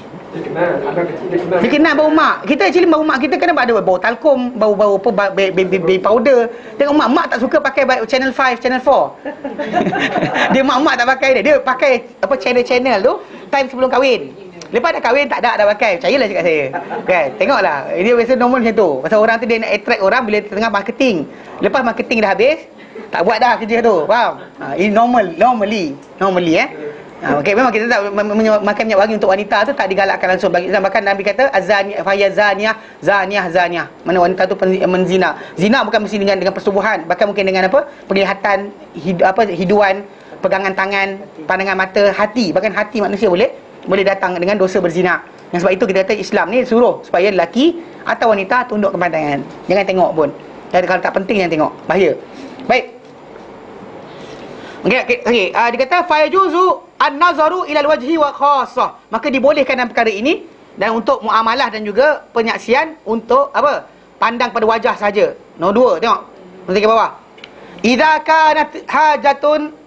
kanat hajatun li ma'rifati tilkal mar'ah. Sekiranya perlukan kepada pengenalan berkenaan dengan wanita itu siapa. Ada keperluan untuk mengenali wanita itu. Okey? Walam tu'raf duna nazar ilaha, dan takkan dikenal wanita tadi dengan tanpa kita lihat. Kan, contoh macam beli barang ke, barang mahal kan. Maka kalau beli barang yang mahal, maka orang perempuan tu tunjuklah muka dia. So kalau dia kata apa claim yang dia buat lepas tu valid. Nanti kan orang tu kata macam dia, mana dia? Awak datang beli, mana dia? Saya tak terkenal awak. Tak masalah. Kalau buka muka, ni saya yang beli. Okay, dek dapatlah validity tu. Pasal kita kata dalam penyaksian dan sebagainya perlu pada benda tersebut. Maka dalam muamalah sebagainya tak mengapa. Tak mengapa. Diorang para sahabat Nabi yang dahulu pun mana muamalah lelaki dengan wanita berjual beli tu biasa, tak ada masalah. Bukan disekat. Tapi masalah kita kata yang tak boleh tu yang sembang tak tentu pasal. Tanpa sebab perbualan tu berjalan dan dilarang di Islam. Adapun untuk keperluan tak mengapa. Tak mengapa. Perluan barang dan sebagainya sila. Tak ada masalah, di Islam dibenarkan. Faham Okay. Wasabi'u, dan ketujuh, an-nazaru ilal amati. Dan apa yang ketujuh adalah pandangan seorang lelaki kepada hamba wanita. Inda betiya'iha, ketika pembeliannya. Saya ulang sekali lagi, dalam Islam perhambaan hanya berlaku dengan tajuk peperangan. Bila ada peperangan berlaku dan jihad fisabilillah, tawanan perang yang ditangkap dalam peperangan tidak disimpan dalam jail, penjara dan sebagainya. Bahkan mereka disuruh supaya duduk di bawah tanggungan ataupun bawah keluarga-keluarga Islam. Bahkan keluarga Islam tadi berhak untuk membeli hamba-hamba tadi. Bahkan dalam Islam kita kata benda ni benda berlaku. Dan dalam masa yang sama, kalau mereka beriman, digalakkan orang beriman supaya orang Islam supaya bebaskan mereka. Dan bahkan sebab kenapa dia tengok untuk orang yang ada kes berkenaan contohnya persetubuhan di awal di siang Ramadan, berlaku kes berkenaan. Actually zaman sekarang jadi lagi kes ni. Ada orang telefon tanya soalan, jadi lagi kes ni, apa patut buat? Bini kena bayar denda ke tidak? Dan maksud dia, kalau ketika waktu macam ni, yang akan dapat peluang untuk dibebaskan adalah hamba-hamba wanita yang beriman di kalangan hamba tawanan-tawanan perang yang di dalam keluarga orang Islam tadi. Faham tak? Maksudnya sebenarnya di Islam benda tadi untuk supaya golongan yang ditangkap, ditawan dan perang tadi, dia dapat belajar culture Islam, budaya Islam, maksud agama Islam tu dia belajar. Maka dia buat urusan sebagai dalam lingkungan tadi. Bukannya maksudnya dibiarkan kurung dalam penjara dan sebagainya. Tak ada. Dan Islam tak pernah buat macam tu. Maksudnya orang-orang tersebut tak dikurung, bahkan mereka dibiarkan tinggal dalam keluarga umat Islam. Mungkin orang kata, tapi Ustaz bahaya. Still, itulah sebagai kemampuan orang masing-masing. Kemampuan orang yang nak menjadi tuan tadi. Jadi dia beli hamba tadi, dan dia, ketika pembelian memang dia bayarlah kepada, dan biasanya batu rumah lah. Pasal benda mereka ni bukan dijual oleh orang perseorangan semata-mata. Bahkan originally diambil daripada tawanan perang tadi. So untuk mereka ni, bahkan benda tu mengurangkan tanggungan kerajaan. Kalau tidak, nanti kerajaan akan bagi makan orang. Faham tak? Tapi bila dibela oleh keluarga-keluarga yang lain, dan bahkan dia bekerja dengan keluarga berkenaan, maka sepanjang tadi expense tadi bukan kepada kerajaan, bebanan tidak berlaku. Tapi macam kita kan simpan banduan banyak, actually letih tau. Ingat free ke? Mahal tu. Diorang pula, yang banduan ni pula, sambil-sambil dia masuk, yang seorang ni pakar peti besi, seorang ni pakar mangga Solex, yang seorang ni pakar buka motor. Diorang tukar pengalaman. Muzakarah pula kan. Persidangan banduan-banduan. Mana siapa yang pandai ajar orang lain. Teknologi transfer. Teknologi transfer. Banyak orang tak faham benda ni. Pasal actually benda ni berlaku. Itu sebab kenapa para ulama tak tidak menggalakkan penggunaan penjara ni sebagai salah satu solution yang terbaik. Sebab kena macam Islam, ada orang yang kata mencuri, dipotong tangan dan dibiarkan hidup macam biasa. Tak ada dikurung dah. Maka dia hidup dalam masyarakat. Supaya dia tahu dia bermuamalah balik dengan masyarakat dan perbaiki diri dia.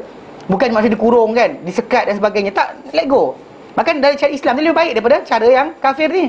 Dia kurung, simpan orang tu, dia keluar, dia tembak semua orang. Dendam pula, dia keluar, dendam ni jadi kes baru ni. Kan? Jadi gila sebenarnya. Dia psychologically tak elok sebenarnya. Tapi lah, bila Islam kata hukum, dia dah lepas let go. Dan bahkan orang ramai tak boleh ejek dia lepas tu. Lepas dia laksanakan hukum kat atas dia, kalau dia penzina sekalipun, bercakap saja orang lain kena sebat lah. Bukan main-main, bukan lepas tu anak zina, dia sebut saja. Pasal dia dah kena sebat, hukuman Allah telah berjalan. Jadi pelafazan daripada orang lain mengaibkan ni dan sebagainya, maruah dia dijaga. Faham tak? Ni kena faham betul-betul kan. Ni kadang orang Islam tak faham benda ni, dia tak tahu. Jadi dalam tajuk ni macam hamba. Ni pasal bila kita bincang jual hamba, macam ni Islam jual hamba? Itu tawanan perang tadi. Dia bukannya hamba ni macam kuta kintir tangkap tepi hutan, bawa masuk rumah, tak ada. Pergi dekat area contoh macam area Sungai Tua tu, kat situ kan ada orang asli, pergi bawa jada tu tunggu tepi jalan. Nampak orang asli tebak. Bukan. Tak boleh macam tu. Dan Islam berlakunya hanya tawanan perang. Tawanan perang ni actually dia hilang hak. Yang hak kan, hak mengundi, hak menentukan pemimpin, hak menentukan dia nak kerja apa dan sebagainya. Tawanan perang boleh ambil daripada wanita. Memang kadang dia kata dia keluar sekali. Keluar sekali serentak. Sebab kalau dalam perang kan Islam, kita tak boleh nak bunuh. Bunuh tak boleh, tapi kita tak menawan dia, tangkap dia. Kalau tak ada kita biarkan, nanti kan dia buat kerja lain lah. Dia tikam anak kita cekik-cekik kan. Boleh ditangkap dah kan. Mereka dia jagalah dia. Dia faham. Itu asas-asas dalam Islam. Faham tak? Dalam masa yang sama penguasaan dia buatlah pemantauan. Contoh macam mungkin kalau zaman kita sekarang ni lebih advance. Mana hamba-hamba tahun perang tadi kerja satu rumah boleh pakai pula bracelet kaki tu, so tahu limitation kawasan dia keluar jauh mana. Oh betul. Ini tapi lah kan idea ni kan payah. Baik. Jadi yang ketujuh, dibolehkan pandangan kepada wanita atau itu hamba wanita inda btiaiha ketika pembeliannya. Ketika pembelian hamba wanita tadi. Fajuzu ila mawadi'il lati yahtaju ila taqlibiha. Maka bolehlah untuk kepada pemandangan dibolehkan ila kepada mawadi'il lati yahtaju ila taqlibiha, tempat-tempat yang perlukan kepada dia menengoknya. Tempat boleh lah macam lengan dia ke dan sebagainya kan, maka tak apa. Okay? Nombor 3 tengok bawah. Duna ma baina surrati wa rukbati. Selain apa yang di antara pusat dan lutut, maka tak dibenarkan untuk dia melihatnya. Tapi lepas dia beli dan menjadi hamba tawanan perang dia, maka hamba dia, maka bolehlah. Hatta dia muamalah sebagai isteri pun tak mengapa. Tapi kalau andai kata wanita tersebut mengandung, maka di situ timbul tajuk perempuan wanita berkenaan dipanggil sebagai ummu walad. Maksud dia wanita tadi, anak itu anak lelaki tadi, tuan dia. Wanita tadi tak dinikahikan, tapi anak tu sah milik dia, dan anak tadi diban kepada ban dia, tapi anak tadi bukan hamba. Wanita berkenaan kekal sebagai status hamba tawanan perang until mati tuan ni. Kalau kecuali dibebaskan atau tuan ni mati. Kalau tuan ni mati, maka otomatik perempuan tu bebas, merdeka. Anak merdeka, anak confirm merdeka. Mana anak tu dapat hak-hak sebagai anak yang betul. Cuma wanita tadi sebagai hamba tak dapat hak sebagai isteri, itu je. Faham Mana maksudnya kalau kata seorang lelaki dia ada hamba tawanan perang, dia layan sebagai isteri, kemudian mengandung, maka anak yang dilahirkan tadi merdeka. Macam anak dia sendiri, tak ada masalah. Tetapi wanita berkenaan diletakkan dalam Islam tak boleh dijual dah. Dia kena kekal di bawah pegangan dia sebab wanita tadi telah lahirkan anak dia. So wanita tadi tak boleh dijual, tak boleh dihadiahkan, tak boleh dibeli, tak boleh simpan, tak ada. Macam tu. Until either dia bebaskan atau dia mati dan perempuan tu akan merdeka. Perempuan tu merdeka dengan dua sebab Lepas dilahirkan anak tuan dia, perempuan tu akan merdeka dengan dua sebab. Either tuan dia bebaskan ataupun dia tuan dia mati. Tuan dia mati, jangan bunuh pula. Kan? Bunuh pula masalah. Ya. Kalau ni ada lagi dah Tawanan perang tak dibuat macam tu dah. Sebab Convention Geneva dan sebagainya tak jadi macam tu. Apa pun sebenarnya US letak dekat Guantanamo tu, Convention Geneva pun kata tak betul. Jadi tak betul cara macam tu. Lain tawanan perang tak boleh macam tu. Sebab orang ada perlu tidak diadili dengan cara macam penjenayah biasa. Kalau peperangan tak sama Tapi apa dibuat di Guantanamo oleh US salah. Kan? Tapi macam cara Islam dia actually lebih friendly. Kalau dia kata kita buat macam tu kan, tak tahu lah besok lusa ke, kan US kalah kita, tawanan perang tu ambil, bela kat rumah. Tak salah. Tapi dia makan apa kita makan, dia pakai apa kita pakai. Tapi cuma dia tak ada hak mengundi, meletakkan pemimpin siapa, kerja apa dia tentukan, nak kahwin sesuka hati tak boleh, kena minta izin kita. Everything ni tak minta izin kita. Tu je beza dia. Dia hilang hak sebagai orang yang merdeka. Bahkan kita kata kalau dia mukmin, Muslim, sebenarnya Jumaat tak wajib ke atas dia. Tu je lah. Faham Okey.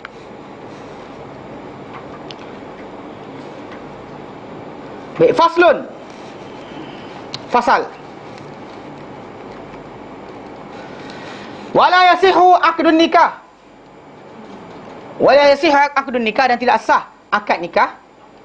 Akad kita dah terang itu kan, dia ada ikatan yang perjanjian di antara dua pihak bagi satu perkara, satu perkara. Maksud dia dalam perjanjian tersebut kena ada kena ada syarat-syarat yang berikut. Okay, jadi wala yasihu aqdun nikah, dan tidak sah akad pernikahan illa melainkan dengan wali, seorang wali, wa syahidai adlin, dan dua saksi yang saksama. Yang saksama tu maksud dia orang yang tidak buat benda dosa besar, macam Imam Syafi'i sebutkan, tak buat dosa besar, tak berterusan dengan perkara-perkara dosa kecil. Dosa kecil tak berterusan dia buat, dan tak melakukan perkara yang merosakkan maruah. Itu asas pertama dah. Ataupun Imam Syafi'i kata, orang yang banyak kebaikan banding keburukan dia. Setiap manusia ada bad habit yang kita mungkin tak tahu kan, ada benda yang dia buat kan. Kadang-kadang suka ngumpat, kadang suka sekian dan sebagainya, ke gosip ke apa benda, anything lah. Tapi bila kita lihat ada orang tu, manusia kita kenal kan, mana kebaikan keburukan dia banyak ke sikit, kita tahu. Dan jenis suka mengumpat ke tidak, jenis suka gaduh ke, jenis sekian ke, jenis suka actually kita boleh nampak orang tu macam mana. Jadi orang yang banyak kebaikan berbanding keburukan, bagi Imam Syafi'i dia ialah itu orang yang adil. Ataupun tak buat dosa-dosa besar lah. Kan kita kata dosa besar dia buat, kemudian kita kata dia ni adil kan, dia saksama tak? Saksama tadi kepada sifat yang umum. Kita tak tahu apa di sebalik apa yang dia buat. tak zahir keburukan daripada dia, dan dia boleh kita ambil sebagai saksi. Okey. Baik, kenapa ada wali kena ada dua saksi? Liqaulihi sallallahu alaihi wasallam. Dan wali ni actually meaning dia penjaga, guardian. Mana penjaga lah. Kalau seorang wanita, penjaga dia bapak dia sendiri, bapak dia. Kalau bapak dia tak ada, atuk dia tak ada, dia ada tertib. Nanti kita akan belajar, kita akan tunjukkan siapa lepas bapak. Dia originally bapak dia adalah sebagai orang yang guardian dia. Dan wali ni, saya ingatkan sekali lagi, dia kalimah yang memberi dua meaning. Meaning yang dilindung, meaning pelindung. Meaning dilindung, pelindung. Pasal bila Allah Ta'ala sebut waliullah, kan, awliya Allah, wali-wali Allah, maksud dia orang-orang yang Allah Ta'ala lindungi. Allah Ta'ala lindungi. Dan bila Allah Ta'ala kata Allahu waliyul ladzina amanu, Allah pelindung orang beriman. Allah wali orang beriman, maksud dia Allah pelindung orang beriman. So dia meaning dia boleh pakai pada dua pihak. Tapi dalam pernikahan, wali tu pakai satu konsep je. Itu apa? Pelindung, penjaga, guardian bagi seorang berkenaan, seorang wanita berkenaan, guardian dia. Okey, jadi kata liqauli sallallahu alaihi wasallam, kerana sabda baginda sallallahu alaihi wasallam, la nikaha, tidak ada nikah illa biwaliyin, kecuali dengan wali, dengan seorang penjaga, guardian, mana bagi wanita berkenaan, wa syahidai adlin, dan dua saksi yang saksama. Wa ma kana min nikahin ala ghairi zalika fa huwa batilun, dan apa-apa yang pernikahan yang bukan di atas bentuk berkenaan, maka ia adalah batil. Dan bahkan actually pernikahan sebelum Islam, dia ada banyak bentuk.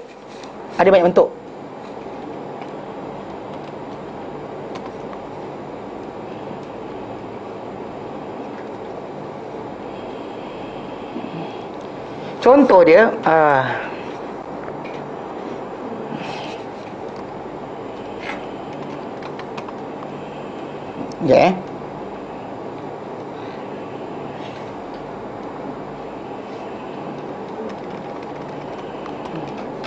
yakhtuba.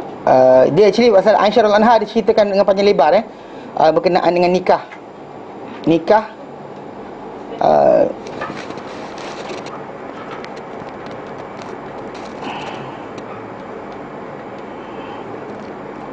Dia, saya ingat lafaz hadis tu. Nanti kalau kita sampai lah. Okey, dia actually dalam sebelum Islam, pernikahan yang sebelum Islam ni banyak bentuk. Ada pernikahan yang kadang-kadang orang tu buat contoh macam style macam tukar-tukar. Engkau kahwin anak aku kahwin anak kau. Dia macam ni. Jadi mahar perkahwinan tadi adalah perkahwinan orang berkenaan dengan waris yang lain. Ada pernikahan macam tu. Ada pernikahan yang orang tu letakkan bini dia untuk dinikahi oleh orang lain, untuk dapatkan benih orang dan sebagainya.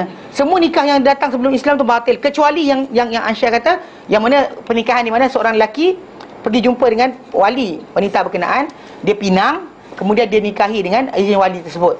Itu adalah di antara orang kata bentuk yang kita kata daripada banyak bentuk tadi, bentuk tu yang diiyakan oleh Islam dan dilaksanakan terus. Bahkan kepentingan wali ada ni actually penting dan besar. Pasal wanita-wanita yang actually wali tak ada ni, atau wali dia kurang mengambil perhatian, mungkin tidak diberikan penghormatan oleh suami dengan cukup. Maka suami dia pandang macam, siapa nak jaga kau kan? Macam tak ada siapa akan mempersoalkan apa dia buat pada wanita tersebut. Tu banyak benda berlaku macam ni. Kadang-kadang wanita tadi tak dengar cakap wali dia kan, wali dia kata jangan kahwin, lepas tu dia kahwin juga. Jadi bila berlaku apa-apa je lepas tu, jadi seolah macam terkeluar daripada apa? Wali dia punya jagaan. Kalau apa-apa jadi, jangan tanya saya, jangan tanya aku. Kau tak nak, aku cakap kau jangan kahwin, kau kahwin juga. Dia macam tu itulah. Konsep ni kita kata wali ni penting. Jadi dalam hadis Nabi kata tidak sah nikah menikah dengan wali, mendatang wali berkenaan, dan juga dua orang saksi. Okey, dan actually lafaz hadis ni dalam Bukhari pun ada, Muslim pun ada lafaz yang lain. Cuma yang mungkin di sini pengarang buku kita diletakkan lafaz yang bawah tu, apa-apa nikah selain daripada itu, maka ia adalah batil, maka terbatal. Rawah Ibnu Hibban, diriwayatkan Ibnu Hibban, hadis nombor 1247. Wa qala, dan berkata Ibnu Hibban, la yasihu fi dzikri syahidan ghairuhu, dan tak sahih berkenaan dengan sebutan dalam hadis tersebut dua saksi, mana wali dan dua saksi, except dalam hadis ni.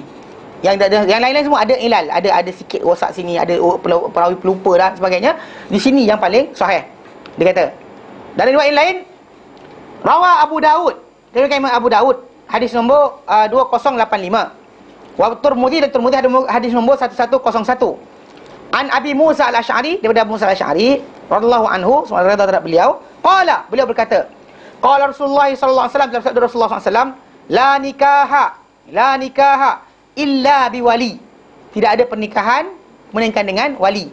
Dan actually kena ingat, wali ni asas utama bapa. Kalau tak ada bapa, dia actually kalau tak ada keluarga, dia boleh nikahkan, dia balik kepada kerajaan. Itu ada nanti lafaz hadis Nabi SAW. Nabi kata, ana waliyun man la waliyalah. Aku wali bagi siapa yang tak ada wali. Aku wali bagi siapa yang tak ada wali. Akulah menjadi pelindung, bagi guardian bagi siapa yang tak ada guardian, maksud dia. Maksud kalau orang kata orang tak nikah, tapi tak ada siapa boleh nikahkan dia, dan balik kepada Nabi SAW. Dan bahkan ini aplikasi yang kita pakai, mana bahkan bila Nabi cakap benda tu, para ulama fahami dia bukan sebagai Nabi, tapi sebagai apa? Ketua negara. Wali sultan. Kerajaan lah, wali hakim dia panggil. Wali hakim. Maksud dia dalam pernikahan berkenaan, yang menjadi yang menikahkan, sahkan nikah berkenaan adalah kerajaan. Bahkan kerajaan tadi, di sini yang tajuk dia, tak semestinya Muslim. Bila mana Nabi SAW dinikahkan oleh Najasyi dengan Ummu Habibah, dengan Najasyi bayarkan semua sekali mahar, dia tidak ada ulangan semula nikah. Dan walaupun memang kita tahu bahawa Najasyi telah diisytiharkan, diketahui di sisi para sahabat dan juga Nabi sendiri, dia adalah seorang yang Muslim. Cuma dia sorokkan keislaman dia, tapi di atas mata kasar orang ramai, dia Kristian.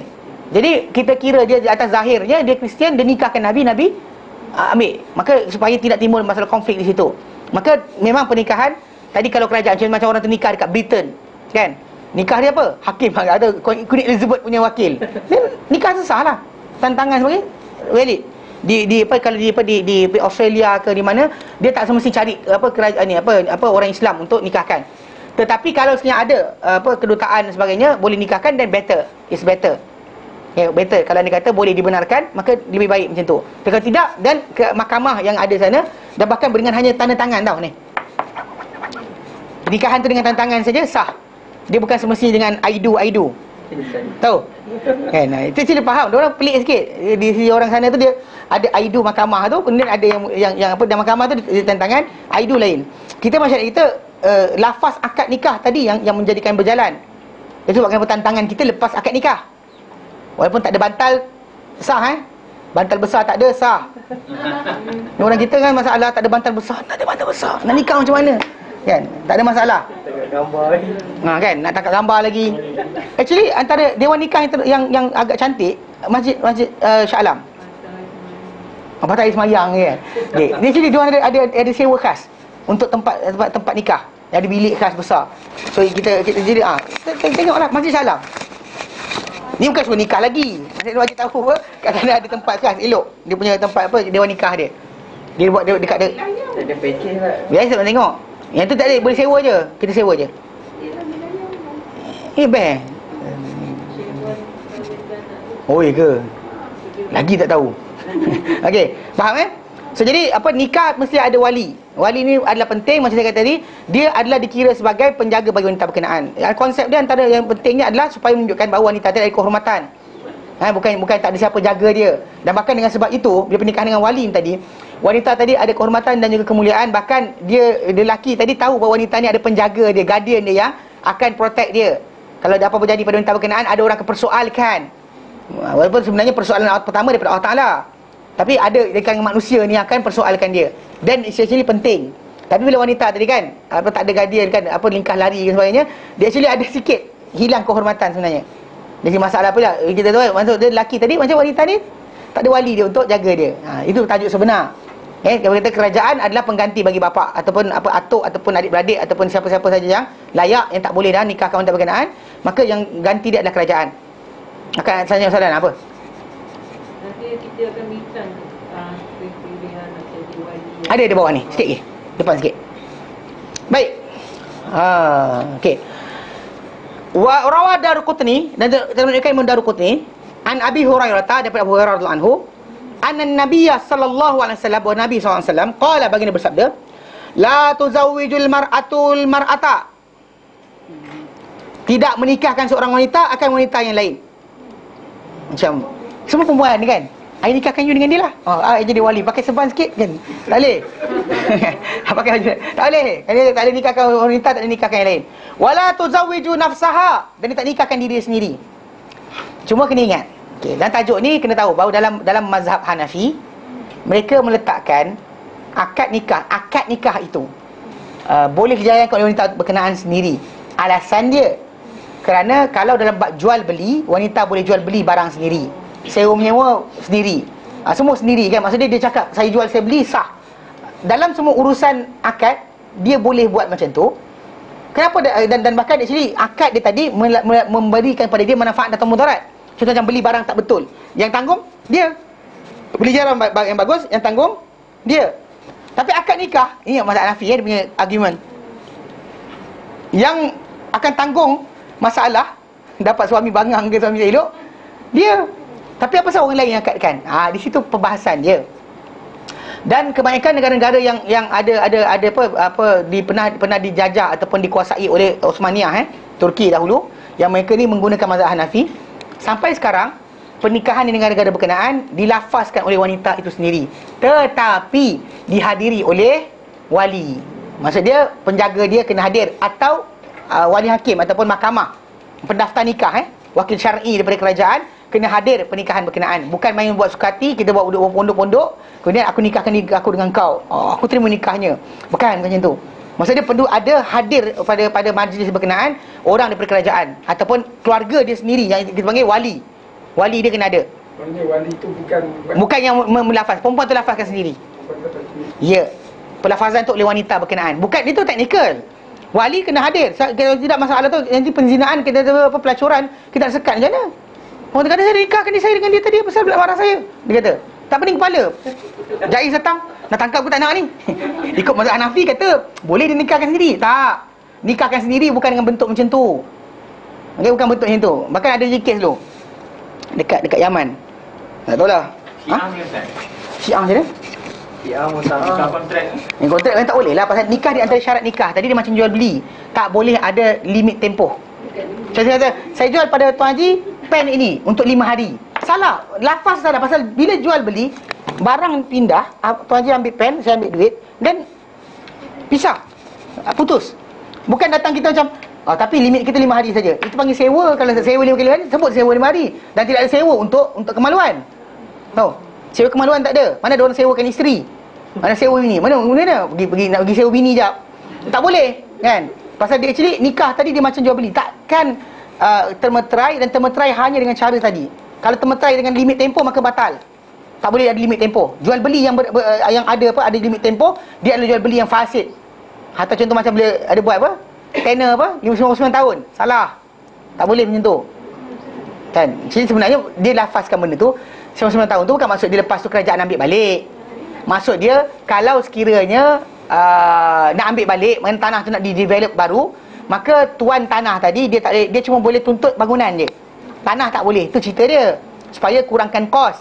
Bukan maksud dia tuan punya tanah tadi hilang hak, lepas 99 tahun datang kerajaan bawa polis halau.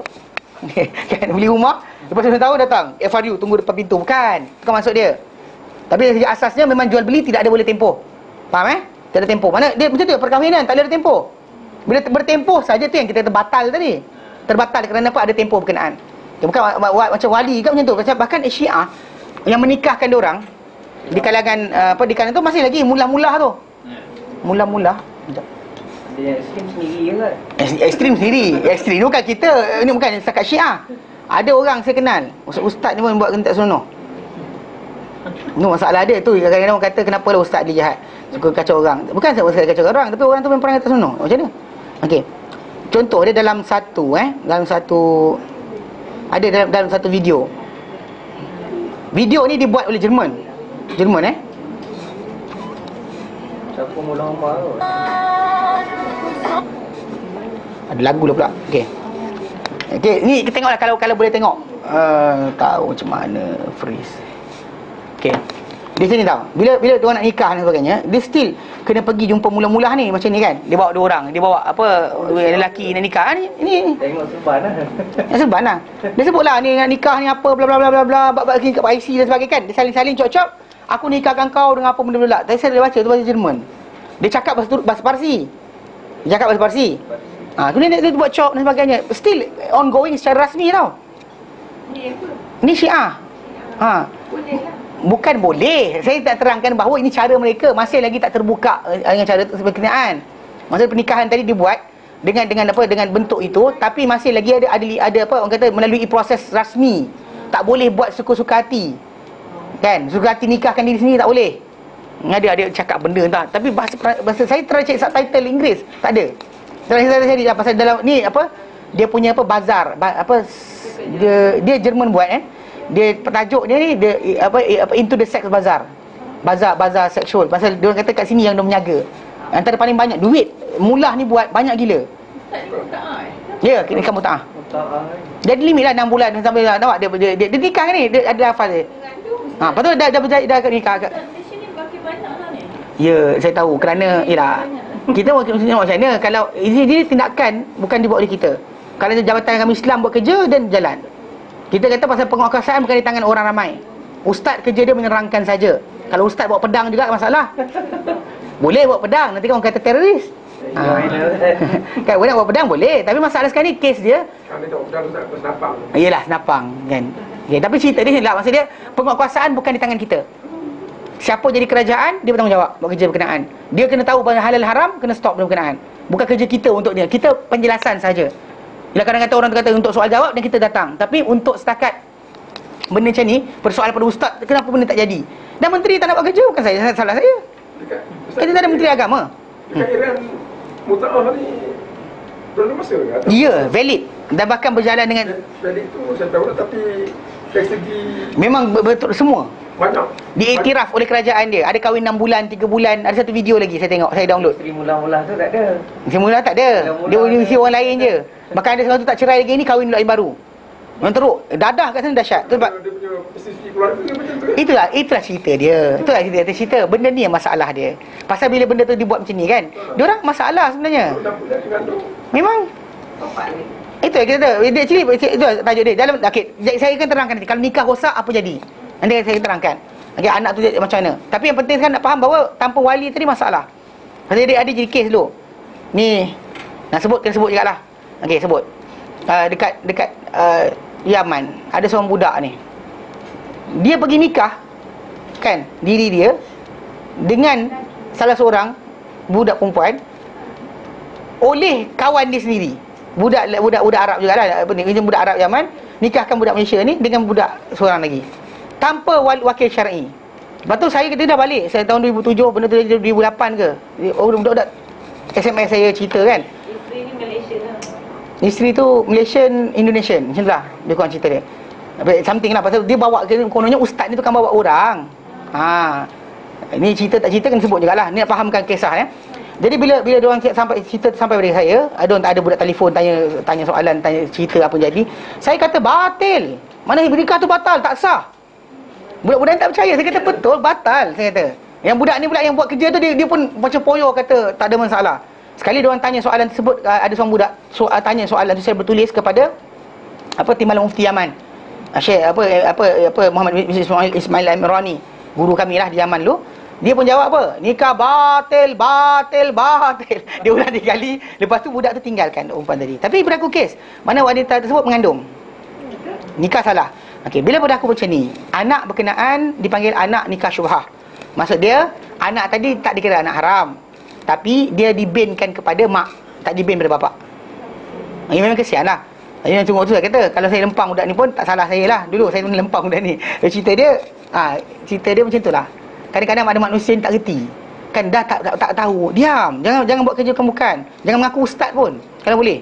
Jangan belajar agama pun kalau boleh. Serius. Pasal benda ni berlaku kes. Mana benda tu dia jadi kes kan. Dulu orang kata saya ekstrim. Kau Ustaz Adli kasar lah benda pada budak macam ni dan sebagainya. Tapi lepas saya balik, budak tu buat benda tu. So kalau saya lempang dia hari tu kan, maksud dia salah ke saya? Mistake ni tak ada wali lah. Actually mistake dia first thing first. Dia perlu tahu bahawa dalam pernikahan tadi perlu dinikahkan. Budak perempuan betul tahu, kita wali tak dekat situ. Lebih 2 marhalah. Ni satu undang Malaysia Bila seorang wanita tadi 2 marhalah jauh daripada wali dia, atau wali dia enggan hadir dan sebagainya, tak boleh hadir, maka dia boleh nikahkan oleh hakim. Ini kena tahu tau. Dan bahkan ada orang gunakan loophole, gap yang kosong ni. Ada yang nikah daripada KL nikah kat Kelantan, dan Kelantan nikah kat Shah Alam, dan Shah Alam nikah kat sekian. Berlaku kes ni. Kalau wali dia datang sama tak ada masalah. Pasal actually ada kes-kes tertentu wali tu nak nikahkan, tapi pasal mungkin keluarga bising-bising dia pindah tempat, tak ada masalah. Tapi bila sekarang ni bukan apa, wali tak tahu cerita, tapi lepas pernikahan tu berlaku, dikhabarkan. Ikut mahkamah syariah, kalau sekiranya wali tu kata saya tak tahu, saya tak ada beritahu. Memang jarak dia dua marhalah, jauh daripada kami. Saya tak tahu sekian, maka mahkamah akan batalkan pernikahan tadi.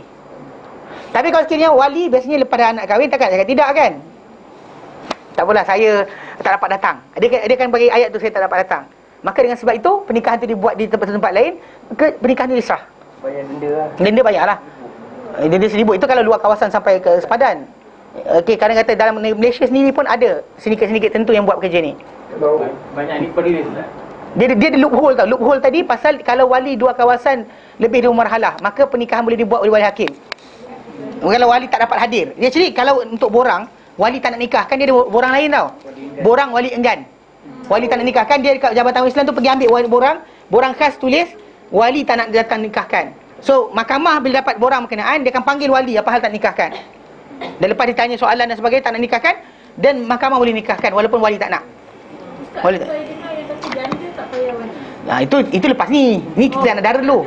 Yang cerita tu, tengok slow. Dia masalah wali tadi, masa tu kamu tak payah wali. Wali dia boleh dinikahkan oleh hakim.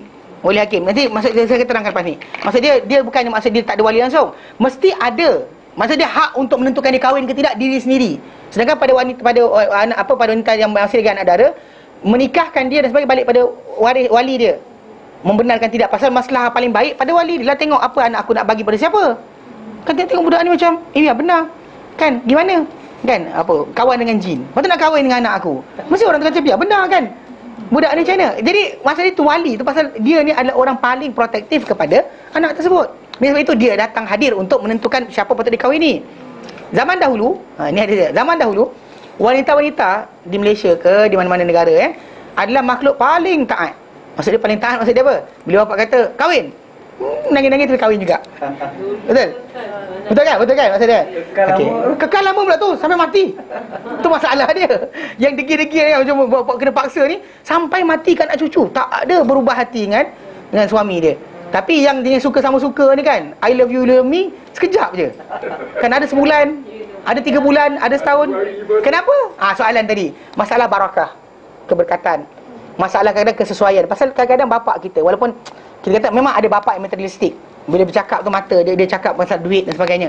Tapi keseluruhan mak bapak ni memang dia akan protektif pada anak dia. Dia tak akan berikan benda yang terburuk. Dia akan cari yang terbaik. Itu original purpose sebenarnya. Sebab kenapa wali ni ada. Kadang dia kata bila kita tengok yang berjaya perkahwinan tadi, yang dengan cinta dengan arahan wali tadi, arahan wali lebih kekal. Kan? Walaupun ni lah perempuan zaman dahulu, tak nak kahwin, ni jijik mata. Tapi bila kahwin, happy pula kan lepas tu. Kan anak 14 orang contohnya kan. Jadi konsep dia, kita kata benda tu tadi ada kaitan keberkatan, ada kaitan masalah mata. Siapa tengok? Dan kita kalau orang lelaki dan perempuan tengok masing-masing ikut rupa yang ada kan, tak tahu belakang tu apa. Kalau orang yang bapak ni wali ni normally dia akan check keluarga tu, bapak dia siapa, mak dia siapa. Bila orang tanya, ni anak datang sekian nak kenal dengan anak kita, dia kata bapak dia siapa, mak dia siapa. Dia tanya macam tu. Kenapa dia tanya? Sebab dekat situ dia nak tahu siapa. Kalau bapak saya, arwah bapak saya dulu dia polis kan, dia tanya orang tu siapa kan, dia hantar mata-mata pergi check orang tu kat kampung tu, siapa dia. Itu penting. Pasal bukan main kita kata terjah je kan, nampak je rupa macam artis pergi kahwin, lepas tu 3-4 bulan lepas tu cerai. Kenapa? Tak tahan perangai. Astaghfirullahalazim dia kata kan. Benda tu kena faham. Banyak orang tak faham bab ni. Pasal kita kata expectation perkahwinan tadi, balik pada tajuk ni. Macam wali tadi, dia sebenarnya, dan saya kata zaman dahulu wanita paling taat. Nak kata perempuan yang taat kan, para ulama kata tengoknya zaman dahulu. Pasal memang sangit nak watak anak, mak apa kata, bagi. Nangis kan. Dia nak masuk cantik ke, bapak tak bagi. Tak ada. Kalau sekarang ni tak bagi masuk, lari rumah. Lawan pula. Kan belajar taekwondo sepak bapak pula. Tak masalah kan. Dia konsep kena faham. Jadi kan, Hindustan terjun laut. Dua kampung mati kan. Orang kahwin kan, terjun dalam sungai. Itu konsep sebenar.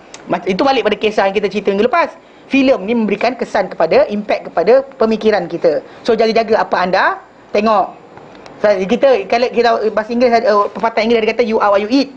Tapi kena faham juga, kita sebenarnya bagi Islam, you are what you see, you are what you think, you are what you hear. Itu tambah lagi. Kita kadang mindset tu akan dipengaruhi oleh benda-benda tadi. So dengan sebab itu kita kata dalam konsep perkahwinan ni, wali itu adalah benda penting. Dan dia kata wanita berkenaan tidak akan boleh nikahkan diri sendiri Tapi dalam mazhab Hanafi saya kata tadi wakil syar'i hadir, tapi lafaz daripada mulut dia. Teknikal je lah.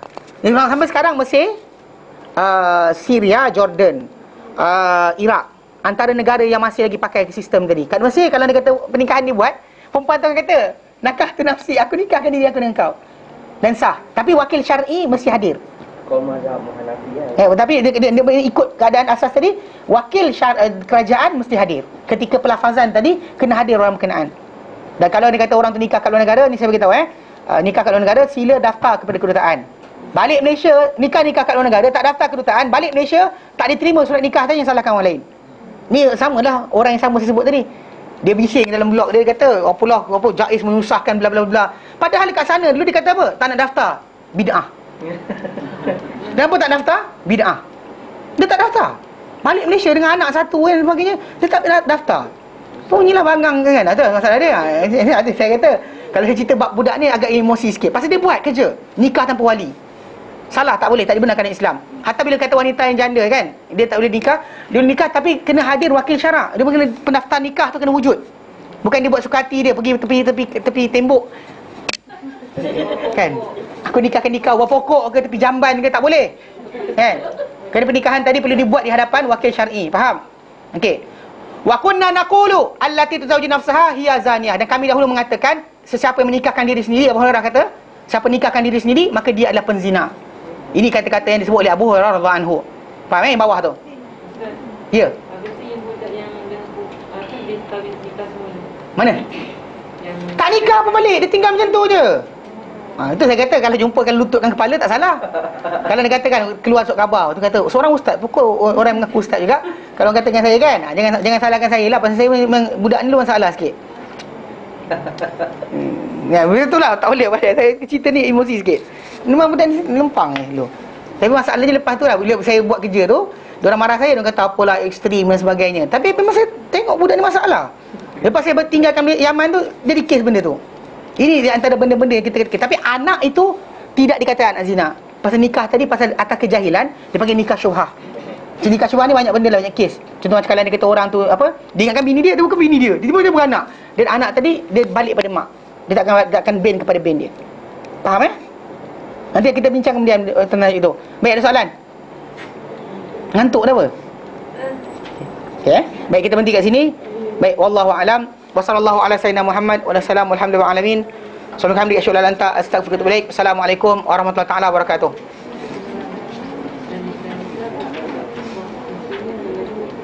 Jadi siapa nak video yang kata video yang ada satu video tu yang macam dia orang dekat Iran dia pernikahkan nikah pemutaah dan sebagainya ni, bagi saya Tamdas saya berpindah nanti. Actually ada satu. Baik, yang ni tadi bahasa Jerman dengan bahasa translation Inggeris. Yang satu lagi ada bahasa Inggeris yang BBC keluarkan. Prostitute Behind the Veil. Tajuk dia. Actually dia keluarkan. Actually yang tu agak ni juga. Cari kehidupan orang, kesian. Sampai dia masuk kota kum pun. Masuk. Lacak kabel. Dia actually tapi dia pakai. Dia masuk dalam sana. Dia tajuk dia Prostitute Behind the Veil. Tajuk pun terbaik. Dahsyat. Memang actually tengok benda tu kesian. Kan bila perempuan tu anak dia siapa? Anak tak tahu anak siapa. Tak tahu lelaki mana satu. Teruklah kesian. Rosak lah. Rosak. Sisi keluarga. Okey, baik, berhenti sini.